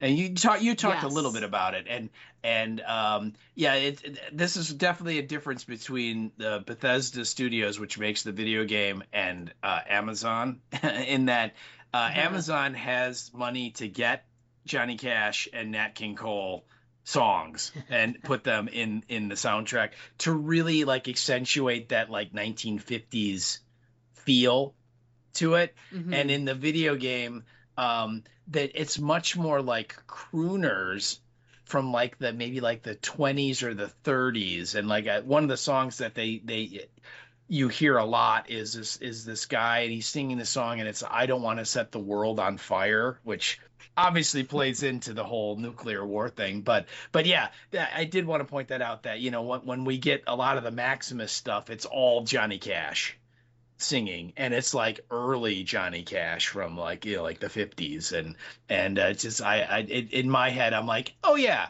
Amazon, they can afford it. Yeah. They sure can. Excellent choice with the Alakazam. I love, and the title of that song that's in the beginning is called Orange Colored Sky. Orange Colored Sky. Which is really interesting. Yeah. Which is really interesting considering what it's for what it's foreshadowing. Yes, foreshadowing. That is the big $10 term I couldn't think of. So thanks for writing in, Erica. We look forward to hearing from you next week while we cover season 1. We're glad you're excited to follow along the season. We're pretty excited about it. That's right. Come along on this journey with us. Yeah. So next up, next week we will obviously continue our coverage. Title of next week's episode 2 of season 1 for Fallout, is called The Target. The quick episode description we get is Maximus commandeers the armor of a fallen knight. Lucy's quest leads to encounters with Wilzig, who I assume we'll be meeting, Mhm. and a trip to Philly where she meets the ghoul. The ghoul. The ghoul. Very exciting. Yep. So I'm very excited to talk about that next week. I'm excited to take these episodes slower because I really did kind of devour them. Oh man, when did I you? watched it the first time. Yeah, I was. It was without any lie. I was like, okay, so I'm done. So yes, we're covering this season. Yeah. So I'm looking forward to taking a chance to sort of watch it again with a different set of eyes and slow it down, watch it a couple more times, get some more details that I probably missed the first time around. So yay.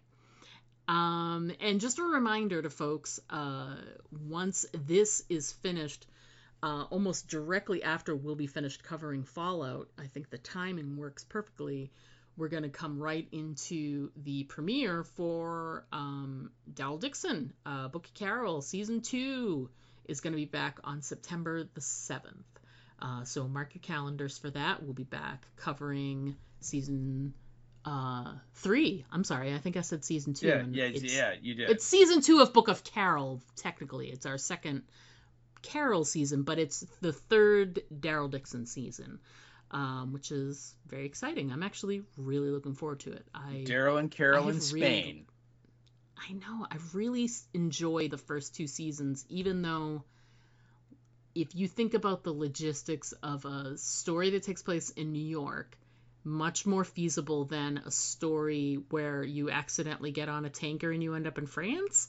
And then you commandeer a plane and make it to Greenland and then France to go save Daryl. Mm-hmm. Like, those are crazy circumstances that are not at all logical. But for some reason, there's something to the richness of how they're telling this Daryl Dixon story that I'm just really enjoying more than Dead City. So I'm really looking forward to Season 3 coming up. We hope you guys me are too. Me too. Yeah. No, go ahead. What were you going to say about it? I was just going to say that, the shooting in Europe with it looks so different than anything we've seen is just, Oh yeah. The story's been, absolutely, just killer stories. No, the stories have been okay, but the look of the show is just incredible. So yeah, it's amazing. I've been we were just talking just a minute ago. I'm doing everything I can to not be spoiled, and I'm purposely trying to avoid stuff. But I've seen some of the images and stuff for the upcoming season, and Spain is going to be just as phenomenal as France was, I think. So I'm looking forward. It's going to be. Yep, me too. I know. Me too. And then just a couple of things. We're going to have way more details. We're just sort of mentioning. There are a couple of conventions coming up in August that we'll be attending. We're both definitely going to be at Flashback Weekend. That is the weekend of August 1st, 2nd, and 3rd. Mm-hmm. And 2 weeks from then is the local Chicago Fan Expo, and that will be the weekend of the 15th, 16th, and 17th. Steve is definitely going. Diana is on the fence. But we'll see, because they keep announcing all these crazy, amazing guests, and it's starting to get to the point of I can't say no. So so we'll see. But those are coming up. Happy Fun Times in Chicago in August. Yeah. Looking forward to that. What do we've got 3.5 weeks, I think, until Fan Expo. So yeah, getting close. Yeah. Getting close. Yeah. Getting close to get our Reanimator cast reunion and Robert Englund game on. So yeah, it's gonna be cool. I know. That's gonna be all kinds of fun. So anything else we should chat about before we wrap this up? No, I don't think so. I think we kind of covered it all, and lots of stuff to look forward to, and more of Fallout, which is going to be great. I'm super excited to get into episode 2 because of one particular actor who's going to show up in episode 2 that I really like, and I know you really like, and yeah, it's going to be good. It's going to be really good. All right. Well, I guess that's going to do it for us this week, folks. We look forward to chatting with you next week for episode 2 of Fallout. But until then, as always, I'm Diana. And I'm Steve. Don't forget to always aim for the head. Because those body shots, yeah, they just don't work. To send us an email, write us at aimfortheheadpodcast@gmail.com. And our Twitter handle is @AFTH Podcast. Pictures and video are always welcome at our Instagram account, Aim for the Head Podcast, all one word. But the best way to keep in touch with us is to just like our Facebook page to get all of our updates in your feed.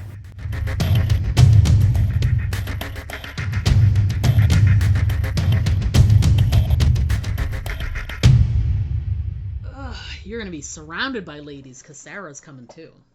Oh, you know it. Oh, yeah.